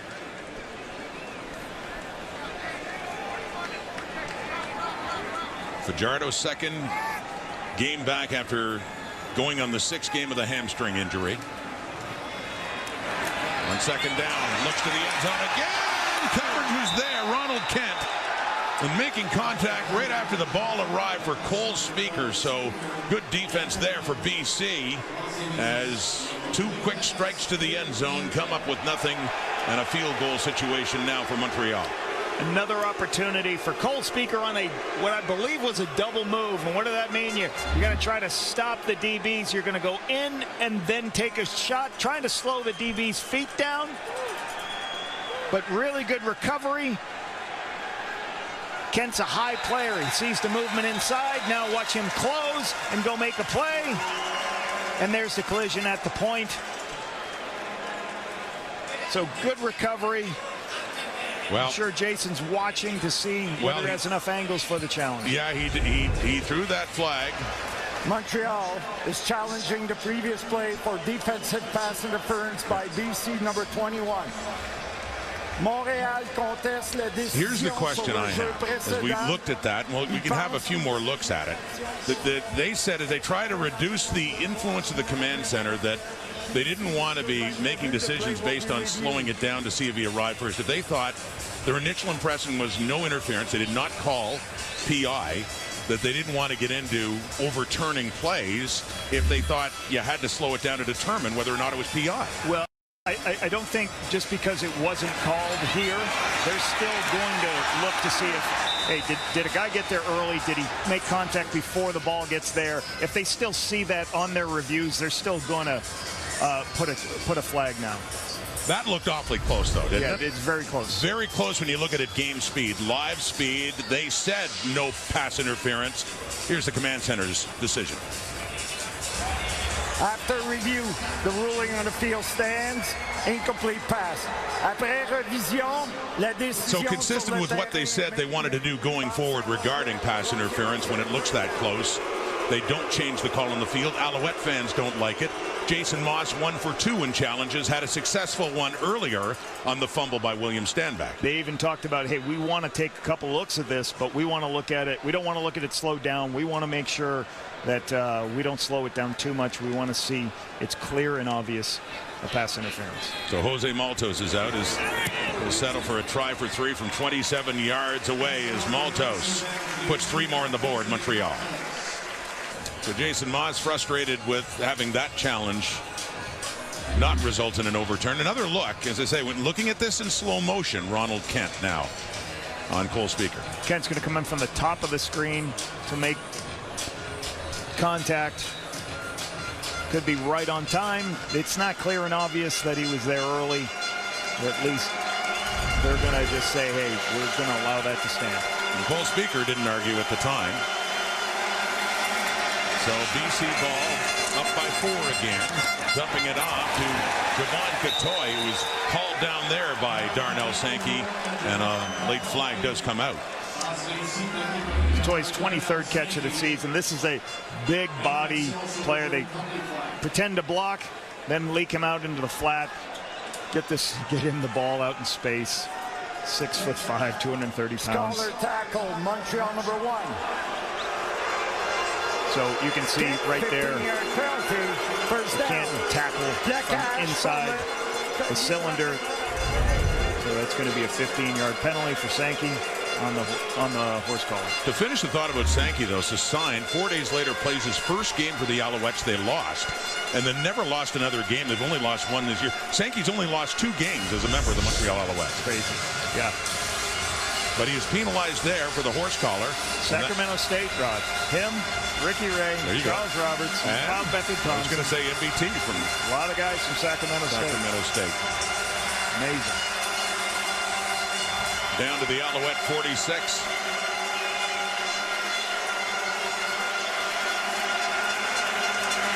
Nathan Rourke handing off. Williams stand back. Good haul. And he heads down just shy of another first down. Big collision there with Titus Wall. Here's David Mackey at the point of attack as a tight end. Pulled the backside. Suk Chung around. Creates some space. Williams stand back. Just stays on his course on the outside zone. Get a good gain on 1st and 10. Good 8-yard gain. 31 on 31. Quite a collision in a 2nd and 2. Lions up by 4. Stand back, first down, and more inside the 20, 15, and Wall on him again. He still goes for the touchdown. What an effort by William Standback. And that's what he's talking about. 38 yards, rumbling his way in against his old club for a big BC TD. Great rhythm, great patience, staying with the run game. This is what he does best. Squaring his shoulders, creates a crease, bounces outside, good blocking at the perimeter. Then he's going to make break one tackle, break a second, cut the weak arm, cut back, and then make the play into the end zone. They signal touchdown. They were taking a look to see if he actually was down just before. It looked like the ball had broken the plane. They're taking another look at that. But as I said, they did signal the touchdown. What a run by William Standback in his return to Montreal, a game, as we talked about, that means a whole lot to him. Now, talking to Jordan McSimic, offensive coordinator of the BC Lions, he talked about this situation. It was 2nd and 3. Now, he said last year we had so many problems on 2nd and short. 2nd and short. What happened? Going to be a touchdown. Hey, Ernie. There we go. So Jordan McSimic talked about there was so much. We weren't very good on 2nd and short. We brought William Standback to it so we could execute that. Obviously, they won the first down. Then they get the touchdown. His ability to make people miss. 3 plays, 70 yards. A big rumble by the ex-Alouette. William Standback. How sweet must that be for him? Coming back to his old home, feeling spurned by his old team. Wanted to stomp on him. He certainly does on that play. So he takes it in to increase the BC lead to 27-16.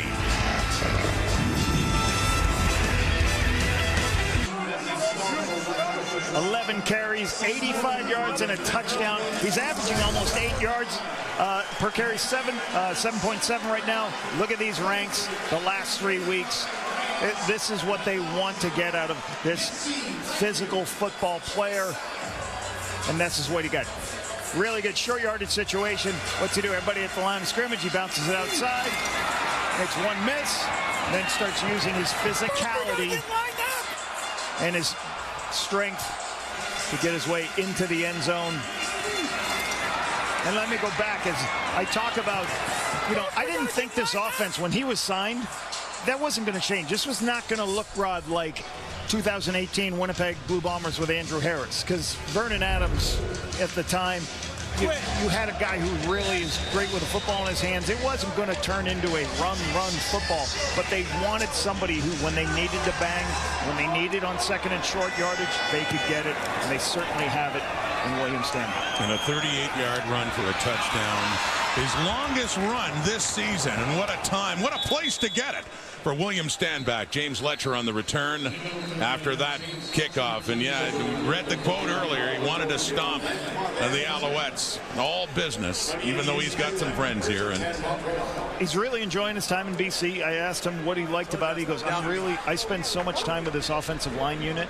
We go to dinner together. We spend time apart from the facility. He's become really close to this BC Lions group.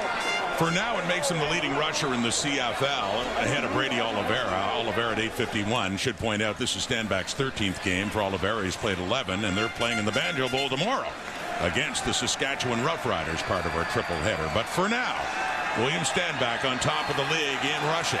And his Lions on top of this game by 11 again. Cody Fajardo to Charleston Rambo.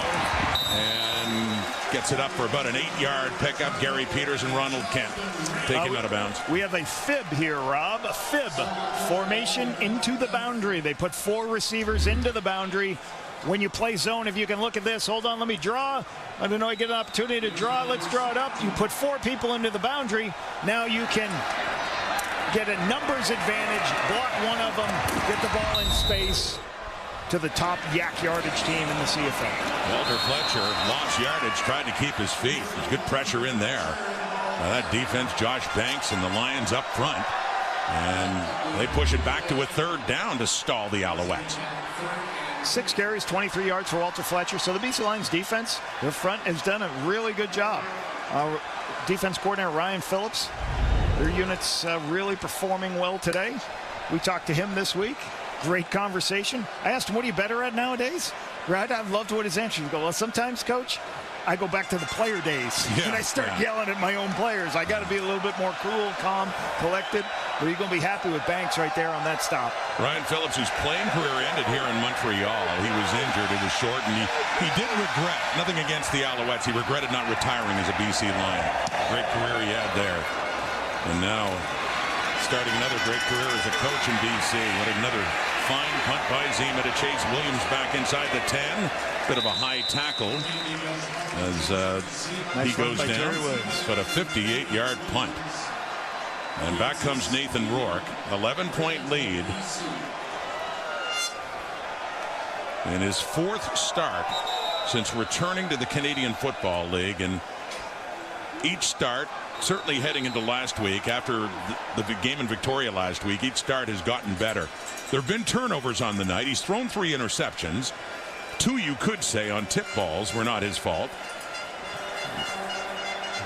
Certainly the 3rd one, blaming himself on that. But turnovers had certainly been a problem for BC, despite outplaying the Alouettes, keeping the game closer.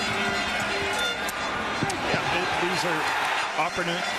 You know, when you have a really talented defense that makes plays on the football, that catches the ball, you don't. You want to be deadly accurate with the football, so you don't have these opportunities. And it's amazing with the amount of turnovers, BC's got this lead 27-16. Really good job coming across the country to be able to have this lead. And there is an injured Alouette. Special teamer Frederic Chagnon is still down, getting attention by the Alouettes medical staff. Montreal, as mentioned, has only lost 1 game this season, and that was here at Molson Stadium in week 6. That was the night Cody Fajardo got hurt, the hamstring injury, and it was the Argos that dominated that night. But they had won 5 straight before that. They have won 5 straight since that. They're 10-1. And you consider they won their last 8 games in 2023, including the playoffs and the Grey Cup. What a role this team, and just about this calendar year that they've been on. But you see how they've really shot out of the gate in 2024. Yeah, and every year getting better. Obviously, you see the home record, how much better it is this year. 3-4, 4-5, jumping up each year. Staff's done a really nice job of, being in the. They've really had great opportunities to come back and win a lot of the games. Last 2 weeks ago against Edmonton had a chance at the end of the game, and they held them out of the end zone. They had a bunch of stops for them. They came back from, I think they were down. They did a 15-0 run in the second half to take the win against the Elks. So now BC and Nathan Rourke back with the ball, leading by 11, 3rd quarter. Williams stand back. Another carry for him, and he had 1 carry he is not going to forget against his old club just previously, leading to that touchdown, a 38-yarder for 31. A nice inside run. Michael Couture in there getting some work done. Corey Woodruff, Suk Chung, the inside guys going through there. They're happy to have Michael Couture back after a couple weeks injured. Very intelligent football player at the center position. Stanback's getting closer to 100 yards at 90 right now on 12 carries. Quick throw. It is caught. It's Couture. He spins around nicely with Wesley Sutton on him, and he picks up the 1st down for BC.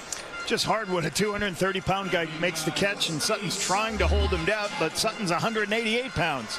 So quick throw by Nathan, gets the ball. And then Couture just good leverage, pushes it forward for the 1st down. In his 5th year out of the Langley Juniors, local product for the Lions. And yeah, big target. And a strong one at that. 1st and 10 at the 27. Stand back. Working for everything he can get with Tyrese Beverette, his old teammate, wrapping him up right at the 30-yard line, picking up a few more and getting closer to 100 yards. The ability of these guys just to kind of lean on people in the second half. I like this. I like this for the BC Lions. Making sure that, hey, we're going to continue to try to be physical. We're going to continue to try to get these big runs. We're going to try to wear down this Montreal defense. And again, Montreal's coming off a bye. So, like, the BC Lions, I love what they're doing. Jordan McSimic trying to make sure the run game is part of what they do. 2nd and 7, the BC 30, 27-16 lead. Final 2 minutes, 3rd quarter. Rourke caught, 1st down, Hollins, and up to the BC 45. The processing speed of Nathan Rourke is what is outstanding. Zone coverage, dropout. This is normal status quo for Montreal. They drop everybody out. How quickly he recognizes, I've got Hollins underneath. As all the linebackers have vacated, he can get the ball in space to him, and he can turn his foot, get north-south. And that's kind of a tribute to Rob. This is a 7-yard completion, and you're 2nd and 7. So you got to make sure you continue to have good positive yards on 1st and 10.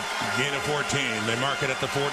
1st and 10. Rourke, little pump, couldn't get it away. He is sacked again, and it's Tyrese Beverette, who's been in many ways their top defensive player, their leading tackler, and leader in defensive plays as well. Watch him right there. Here comes Tyrese Beverette. On pressure, he comes. No, you have no back in the backfield, so he's as the back goes to the left, he becomes a free rusher.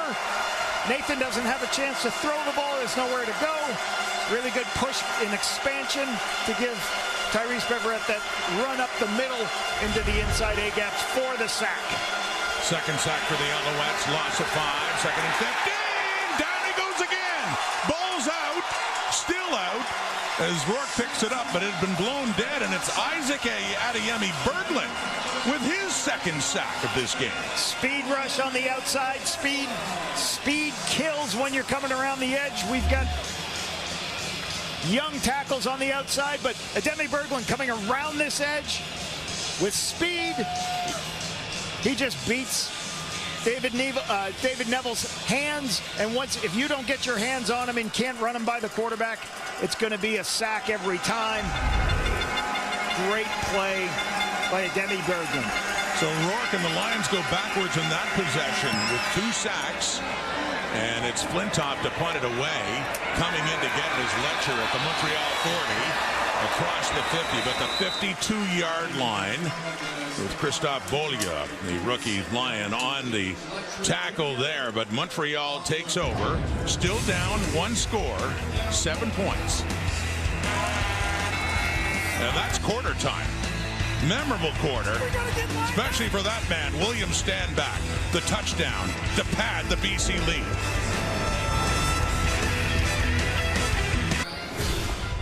So many interesting storylines in this game. Not over yet. We still have a quarter to play, and BC is leading 27-16, but they've really had to earn it. And certainly for William Stanback, Lapo, I mean, if they can go on, if they can hang on and win this game, he's going to remember that for that big touchdown run he had.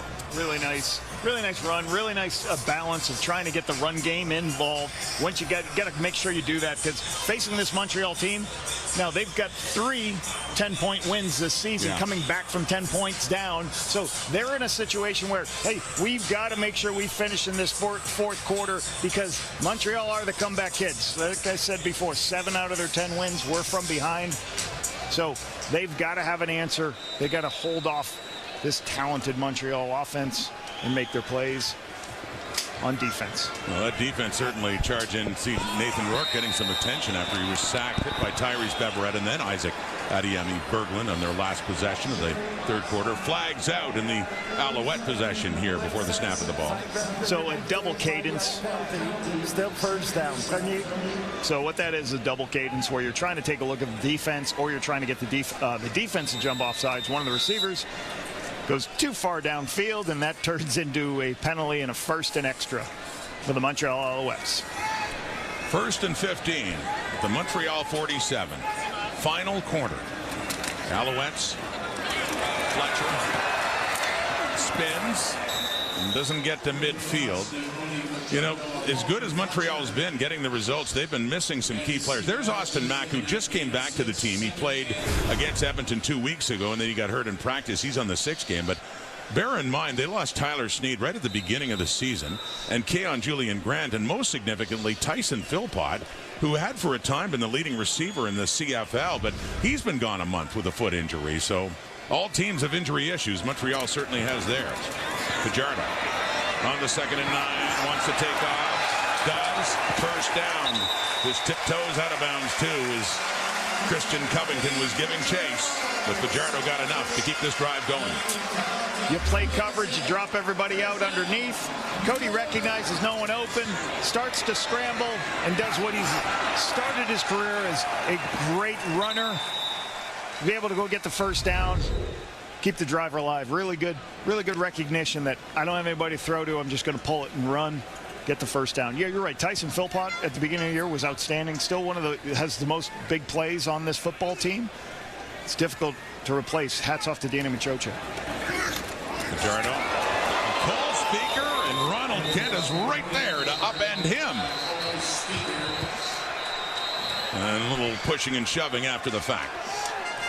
Almost 47% of the passing yards for this team, Montreal, comes from yak yards. And this is what you see right here. Quick throw, ball out immediately. These are little quick screens. Mistake whether they didn't have a count for Ronald Kent or they lost Ronald Kent in their protection scheme. Going to force a long field goal here, Rod. And lost about a yard.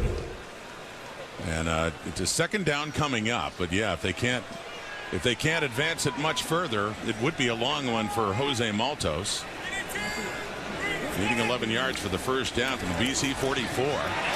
Fajardo barely gets it away to Fletcher just in time, as he doesn't get the first down, but to your point, gets it closer, and a flag does come out back in the BC secondary. Such a great throw by Cody. Number 4.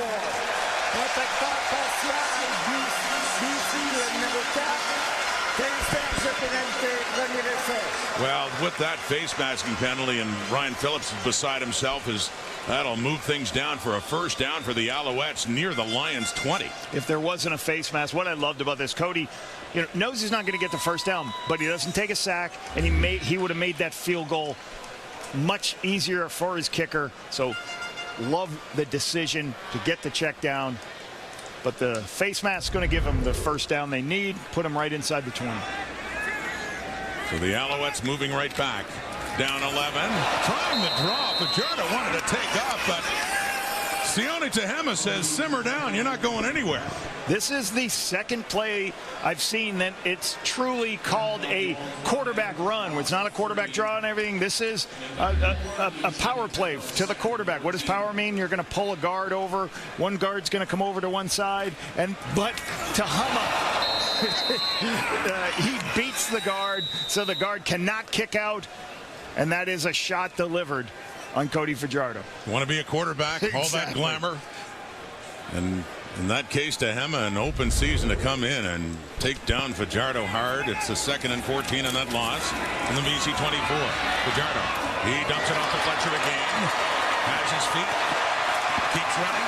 Not a first down again. He gets it inside the 15. Much closer, but it will be 3rd down coming up here for the Alouettes. Down 2 scores, 11 points. And you can talk about like Walter Fletcher, like you understand why they utilize him so well. That I talked about already. First in the Canadian Football League in yak yards. So when you can't find anything, make sure I can go to my check down player, get the ball in space. The guys who can make people miss, you see them make people miss, is just a loss of yardage is what hurt them. But they're going to try for it on 3rd and short. They are indeed. It's 3rd down and 3. They're down close at the 13. They're going for it. 3 receivers to the left, looking that way. It's caught. Jose Barbone inside the 5. 1st and goal, Alouettes. Barbone in his first year, his second CFL game, and a big catch for number 80. Sprint to the field to give yourself more time. Just out of the hands of Ciante Evans. So a spectacular throw and catch by Barbon. And to get the feet in bounds to put them in a great position. So that's a great throw to the wide side of the field. Great location and sticking the feet in for the young rookie, Barbon. Jose Barbon. First-year player from Temple. So the gamble pays off. It's a 1st and goal at the BC 2. Dominic Davis in. Short yardage quarterback for Montreal. Going left. Has room. Cuts it back, but doesn't get in. Ryder Varga prevented him from getting the edge. He had to cut it back, and good work by BC to save the touchdown. And once again, outside zone to the quarterback from a quarterback sneak look. Trying to make sure we can get around the defense in case BC Lions don't have enough players. And what just happens is I think the fullback just ends up getting, he gets turned around. Delaire, like if he doesn't get turned around and moved, I think he continues to work outside. But great tackle by Varga to stop it. And then here comes all the rest of the guys coming over to make the play. Keep him out of the end zone. Ace Ely coming in support, but Ryder Varga. The big play for the BC defense, so a 2nd and goal. They're down to the 1. And slow to get up. Heading off now. Gary Peters, veteran boundary corner for Rick Campbell's Lions. What a moment this is for Montreal, trying to get a little closer in this game. The Lions have led the whole way. They jumped in front in their opening possession with a touchdown. Went it by as much as 10, but they've never trailed. So 1.5 yards to go. You're going to have multiple tight ends. You're going to have multiple people in. Try your best. You got 2 downs right here. Put yourself in a position if you don't get, you just got to put yourself in a position that I got 2 shots to take it right here. The ball should go back to the 1 if you get to the half-yard line. That should be 2 heavy inside runs here by the quarterback. This is Dominic Davis's 4th game since coming back to Montreal. He has 1 touchdown. Does he have 2? Dominic Davis pushes it into the end zone. Touchdown, Montreal.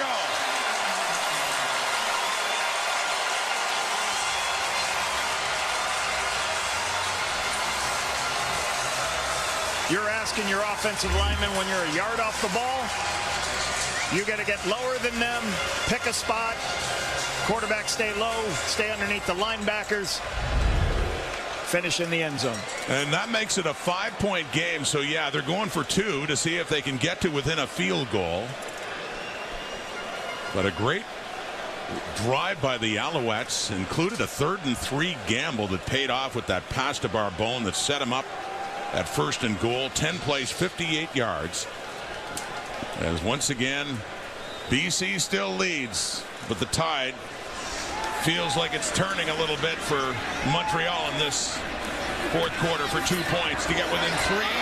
No, for Charleston Rambo. Manny Ragamba is right there. So still a 5-point game. 9:37 on the clock. Fajardo. DeBarbone on the 3rd down gamble. Dominic Davis, another crack at it. Into the end zone for his 2nd touchdown. Alouettes get closer.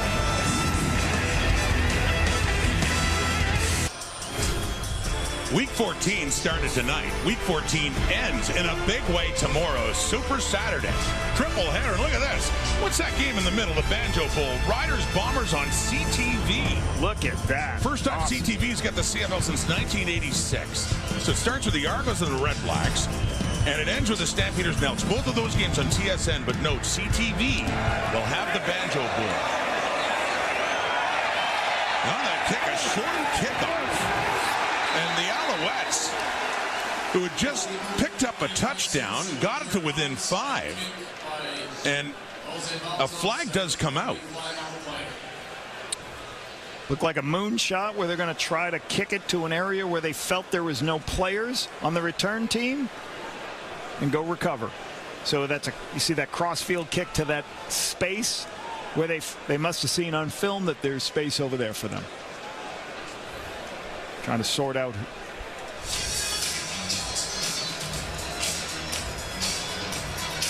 Waiting here from Andre Proulx on this. Yes. Or will we? Well, Andre's mic has a couple of issues right now. Andre's like he's on a Zoom call. You know, you're always on that Zoom call. You're muted. You're muted. Yeah, I was going to say, you're muted, Andre. Turn the mute off. Can you read lips? Okay. We're assuming, I will assume this from Rick Campbell's reaction, that it's still BC football. But a soft kick going down. And the Alouettes touch it before it went out. So the Alouettes tried kind of not like a 10-yard short kick, but went a little bit further, just into an area where they thought they could recover it. A flag did come out, and as said, it looked like Rick Campbell and the Lions were satisfied with the ruling. It's BC's offense out on the field as the discussion continues with Noel Thorpe down there and Byron Archambault, the special teams coordinator.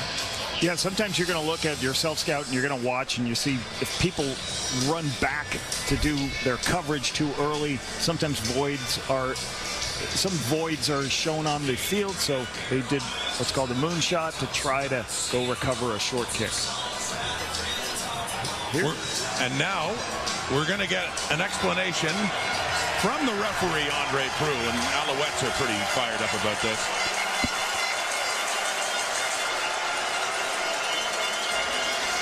On the previous play, there was no infraction for offside. Montreal legally recovered the football inbounds. It will be Montreal's ball first down. Well, there you go. I don't think Rick Campbell's satisfied now. So he's livid. As you could see the Alouettes last to touch it as it was heading out, but we assumed the flag initially an offside against Montreal. And yeah, Archambault's fired up in a good way for the Alouettes. That paid off, and the Alouette offense is back on the field. So the ball goes, at least once it goes 10 yards, anybody can recover it. It starts bouncing backwards. Hard to see from that angle, but I assume they're saying that Montreal touched it. As it come out, once it went 10 yards, started to go backwards. As long as the Alouette player didn't go out of bounds first.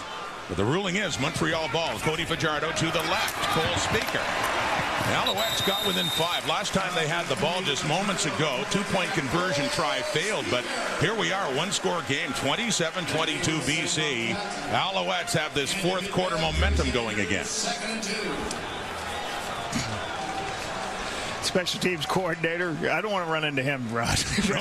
He's a big, Brian Archambault, pretty thick guy. Great call by the Alouettes. Great call by Jason Moss. Trusting his special teams coordinator. Hey, let's go ahead and do a short moonshot kick and try to get the recovery. And it worked. 2nd and 2 now. Up near midfield for the Alouettes. On the move again. Oh, we got a flea flicker. And a deep look. Down the left for Barbon. Just a bit far. He got in behind coverage. Just a bit too far for Jose Barbon. These are products of one thing, Rod. They're products of bye weeks. So you have an onside kick or a moonshot kick. You have a double move flea flicker. Why do you do that? Well, hey, you got a bye week. You got plenty of time to practice. Usually, as a coach, you're going to pull out, hey, we got a couple extra days of practice. Let's make sure, hey, let's do that flea flicker we've done before. Hey, let's make sure we have, always talk about right after a bye week, somebody's going to pull out some special play because they've more time to practice than a short week or anything else. So this is a direct result of Montreal having the bye week. It was on a 2nd and short trying to fool the Lions there, but instead they'll have to punt it away. Zima takes a hop, and it heads into the end zone this time, Rianne. Terry Williams gets up to 1. It's still a 4-point lead, though, after a 60-yard punt. Flea flicker. Fajardo! Just off.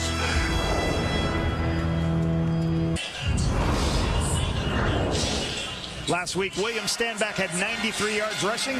Tonight, 13 carries, 93 yards. A couple of catches early in the game. And a big explosive run for a touchdown. Able to break tackles and provide more than just the pass game for this BC Lions offense. They've been balanced, I think, enough tonight. And he's provided a spark and helped this young offensive line. You could feel the determination on that touchdown run. Stanback. Rourke has the time. Wide open over the middle is Catoy. And a big strike for BC as they get it down from their 40 to the Alouette 40, a 30-yard pickup. Catoy, big-bodied receiver. Between him and McInnes, you like play actions and then just throw it over the top of linebackers to big-bodied receivers. Great throw location over the top of the linebacker to Catoy. You love those huge receivers that this BC Lions team has. On that last punt by Montreal, the Lions have given up the Rouge, making it a 4-point game. Back to William Stanback from the 40. Picks up another 5. His helmet comes off just as he goes down, but looks like 5, maybe 6 yards for the Lions running back who played in Montreal from 2018 through last season, winning a Grey Cup with the Alouettes. You just love how quick, like his feet are so good for a 230-pound player. Like, you just picked him up, moved out of the way, was able to avoid an arm tackle to force a second and short situation. The Stanback heads to the sideline with this second down play coming up of 4 yards. 2nd and 4 after that 6-yard carry. David Mackey, the fullback, back there, has the ball, left side. Mackey, well, he runs into Mustafa Johnson and pushes his way down for another BC first down. Best part of that is they ran over Corey Woodruff and David Neville.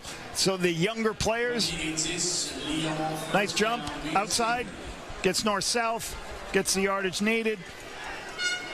Really good by David Mackey, the fullback slash quarterback slash tailback tonight. Done a little bit of everything. We joke with Dwayne Ford about getting the fullbacks involved in the game. Boy, BC, did they ever. Mackey, short yardage QB. He ran at 23 for a touchdown at the beginning. He's had a catch, had that run there for a first down. Just got to let him throw it now. 2nd and 1 and a quarterback sneak. There you let go. him throw it. That sounds like something innovative offensive mind that you are would let's do it. You're going to start drawing it up right afterwards. I haven't seen whether you can throw the ball a lick or not. So you might want to check that out first. Yeah.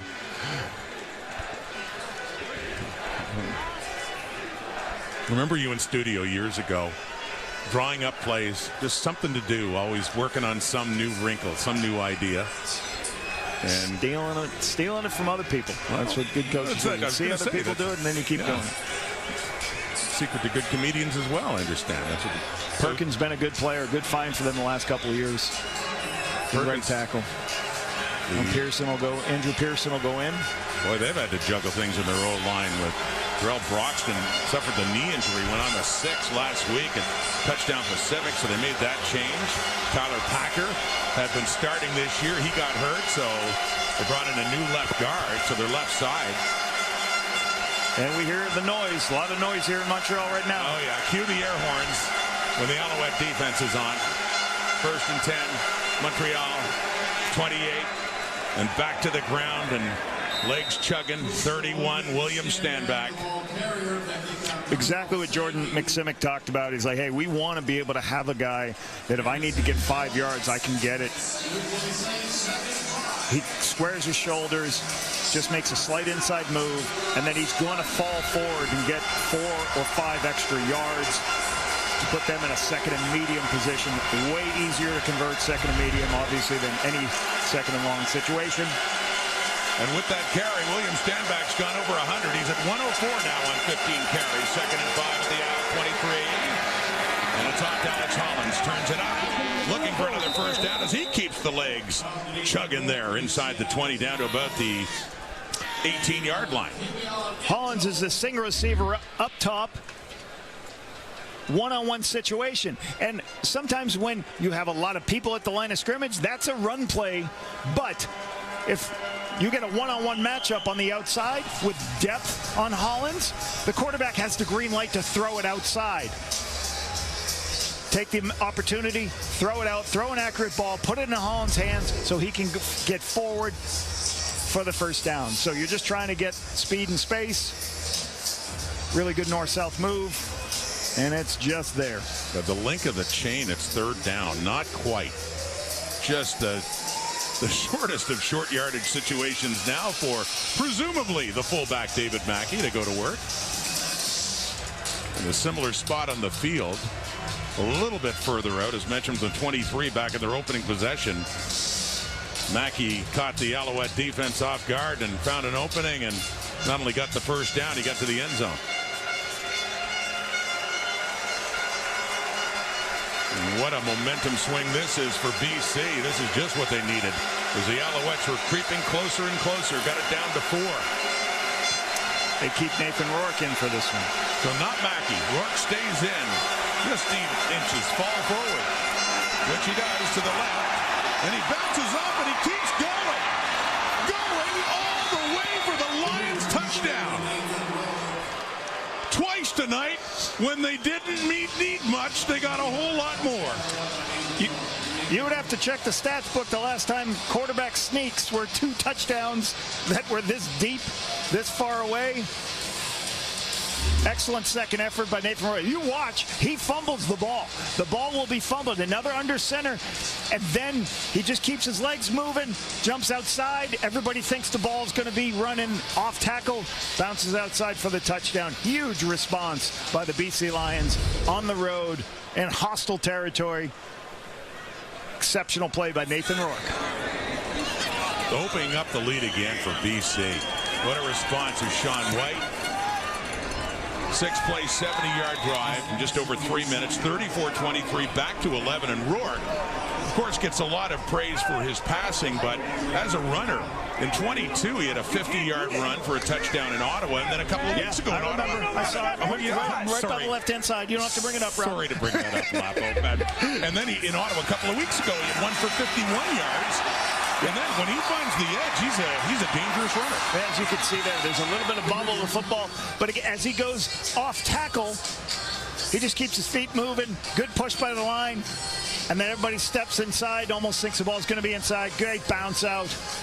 Yeah, I have not seen 2 quarterback sneaks go for this deep of yardage for touchdowns. Mackey and Nathan Rourke. You think Mackey feels like he was robbed of a chance to get it? He was like, hey, Nathan, that's my job. What are you doing? Working my side of the street. Or Rourke's like, hey, buddy, watch me. You think you got a good one? Watch me do this. Noel Thorpe with so much success with the defense he's built here in Montreal, but it's certainly been tested tonight with the visiting BC Lions, who have put 34 on the board against these Alouettes, who are certainly in danger of losing for the second time this season, although it's the CFL, and we still see 5 minutes on the clock and an 11-point difference. Yeah, really good job by Jordan McSimic. A good game plan on a short week, coming across the country. After touchdown Pacific. 294 yards passing tonight. No, but he only had 13 yards rushing. Excellent. Definitely got to be. And guess what? They count sacks.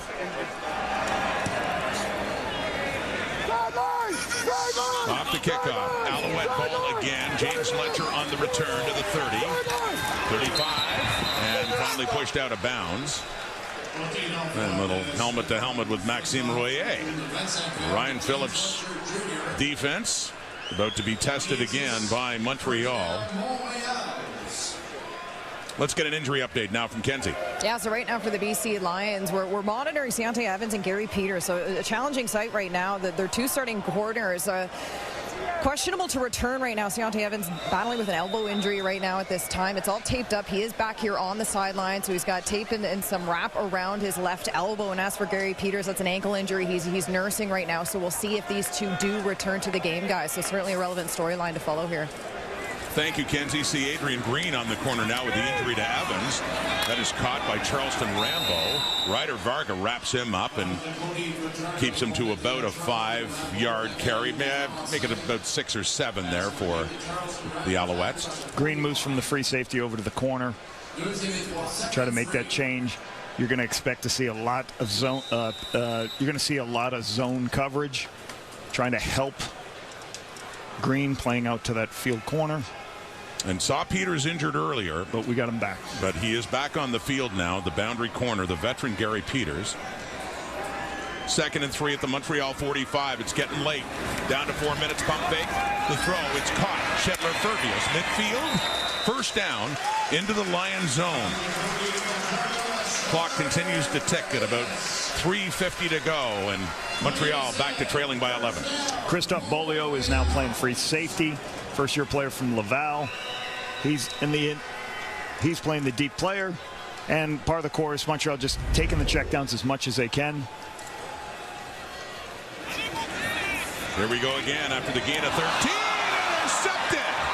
Lions ball. And off a deflection, it's TJ Lee who takes advantage. So kind of a turnaround there after the Lions had given up a couple of tip balls. That one headed for Walter Fletcher, ends up going to TJ Lee, and a big turnover committed by the Alouettes. Battle of the takeaways off the tip balls. TJ Lee making his second start as a Sam linebacker, a strong side linebacker. Ball goes a little bit too high. TJ Lee's right there to make the play. Cody's flipping his hips, trying to throw, puts a little on it, a little high. TJ Lee's right there to make the play. Veteran football player from Eastern Washington, 10-year vet, the leader of this defense. That's the third time we've had an interception off a tip ball. As BC gets in on the act, and there's William Stanback. He's got his 100. He's got his big touchdown. What he wants most is to get his win against the Montreal Alouettes, and they're 3 minutes away from getting that. They have the ball. They're in the Alouette zone. They're leading by 11. Looking good at the moment for the BC Lions.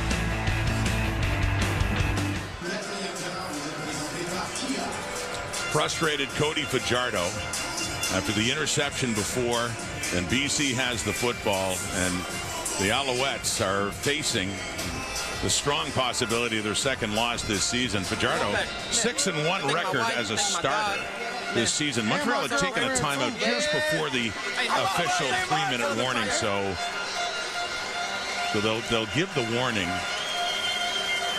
coming out of this Alouette timeout, but it's BC football. Nathan Rourke, 2nd and 3. It is caught. Justin McInnes turns around, gets the first down, puts his head down, gets it inside the 35. So 2:51 on the clock, and they'll issue the 3-minute warning, but BC Lapo with a great chance now to put this game away. The thing they do the best is their minus turnover margin right now. They have 4, Montreal has 2, so in the turnover margin world, they are -2 in turnover margin. You don't normally win a game when you're -2, but the BC Lions have run the ball well. They've gotten some of those explosive runs on those short yardage QB sneak plays, and William Stanback's added 100 yards himself. We're down at the 35, 2:34 and ticking. Stanback. A memorable night for William Stanback. There were a couple of mistakes earlier. The tip that led to a pick, the fumble that ended up being taken by the Alouettes, but they'll remember that big run, especially if they hang on and win this game. 38 yards. What a determined run by William Stanback in his first game against his old team. And this defense has done a very good job tonight. Brian Phillips and these guys are like, you got to hold off the big playability of this Montreal offense, and they really, for the most part, haven't had a lot of big plays. So Brian Phillips has had a nice game plan on the short week. BC started 5-1, lost 5 in a row, then won last week to get back to 500. Stanback running again. Moultrie taking him down, but he gets close to another first down. He's still running hard and well over 100 yards rushing on the night. Just widen people out. They like, William Stanback loves what's called the outside zone play, where he runs wide and the linemen run wide, and he's just looking for a crease to get up north-south. Gets them 9 yards, put them in a wedge situation once again to continue to burn this clock. Get the first. Rick Campbell's Lions, if they can hang on, they for now would move back into first place in the West at 7-6. The Bombers playing the Riders again tomorrow, though. Both teams were at 6-6. That is Mackey in the 3rd and 1. Back in the short yardage play. Montreal at this point was 6-0 against the West. BC was 2-2 against the East. Pretty impressive day. Nathan Rourke out as a wide receiver watching. First down happened. The Lions swept the Alouettes a year ago. They won earlier in the season in Vancouver. They came in here, and Vernon Adams, talk about former Alouettes going against their old team. Adams got the start. There's Vernon taking now in as the number 2 quarterback to Nathan Rourke. Stand back, ex-teammate of his in Montreal and teammates again, of course, in BC. And a big part, a big reason why Standback wanted to go to the BC Lions, to be with his friend VA. Yeah, it's going to be a nice day, like for him to finish the game with the ball in his hand, trying to keep running the clock out. So I'm sure he's enjoying every carry he's getting here to keep churning away, run this clock down. But in that game last year, won 34-25 by BC. About this time a year ago, Adams threw 3 touchdown passes, no picks, and you know that had to feel good. I'm sure he can relate to what Standback is feeling right now, coming back to Montreal, and they just keep beating 31. And, you know, always taking the high road and dealing with this, you know, with Nathan Rourke coming back with total class and the great start he had to the season with BC. Rourke taking over #1 right now, but Vernon Adams, pretty talented. Yeah. 2 quarterback system you got right there. I was going to say, how would you like to have that QB room right now? Absolutely. But Adams had some good years in Montreal with Standback. 2019 for both of them. It was a breakout year for Adams. Standback ran for over 1,000 yards. And they're close friends. And, yeah, that was Vernon Adams had a big hand in William Standback wanting to go to the BC Lions. So Sean White trying to make it 3 for 3. All 3 of the tries for him, just chip shots. There's Mike Benavides, our friend Benny, special teams coordinator. Please reset the game clock to 39 seconds. 39 seconds. With a word for David Mackey. Taking as much time as they can before they kick this field goal. And that would, you know, essentially put it away now. Still an 11-point game, but the BC Lions, huge road victory by the looks of things now. Under a minute to go, and White out.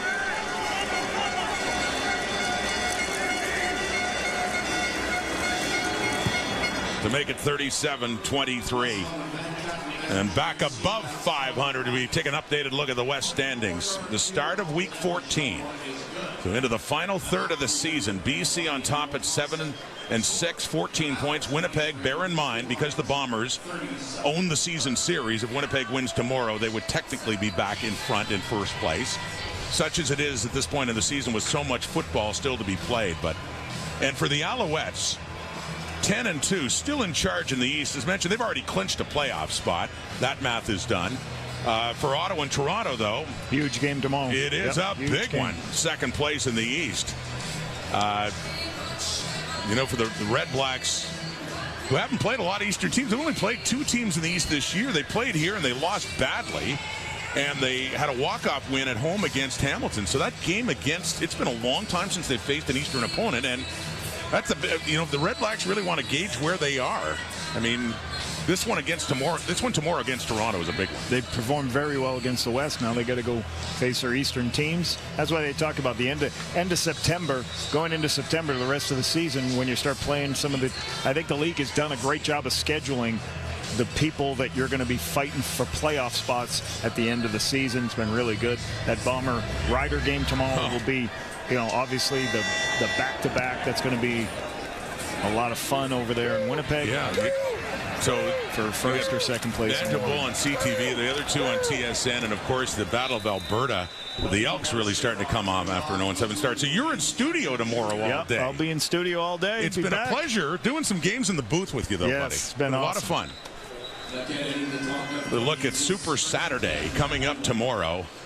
Lots of CFL football starting at 1 Eastern, 10 a.m. Pacific. Argos Red Blacks, Banjo Bowl on CTV, 3 Eastern time. Rematch after just a dramatic one we were at in Regina last week. And then the Stamps and the Elks. And Logan Bonner, the starting quarterback, not Jake Mayer for the Calgary Stampeders, getting his first CFL start. Bonner for the Stampeders trying to. That's the interesting thing. Even for the Stamps, as hard as it's been lately, the West is so tight. Nobody's out of it right now. The Elks are in it, you know, and after how they started out. And McLeod Bethel-Thompson was tremendous last week. You talk about a 2-quarterback system here in BC. You got 2 pretty good quarterbacks there at the Elks organization right now, too. Nathan Rourke, you know, he feels good for William Stanback coming back here to Montreal. I'm sure a lot of the guys do.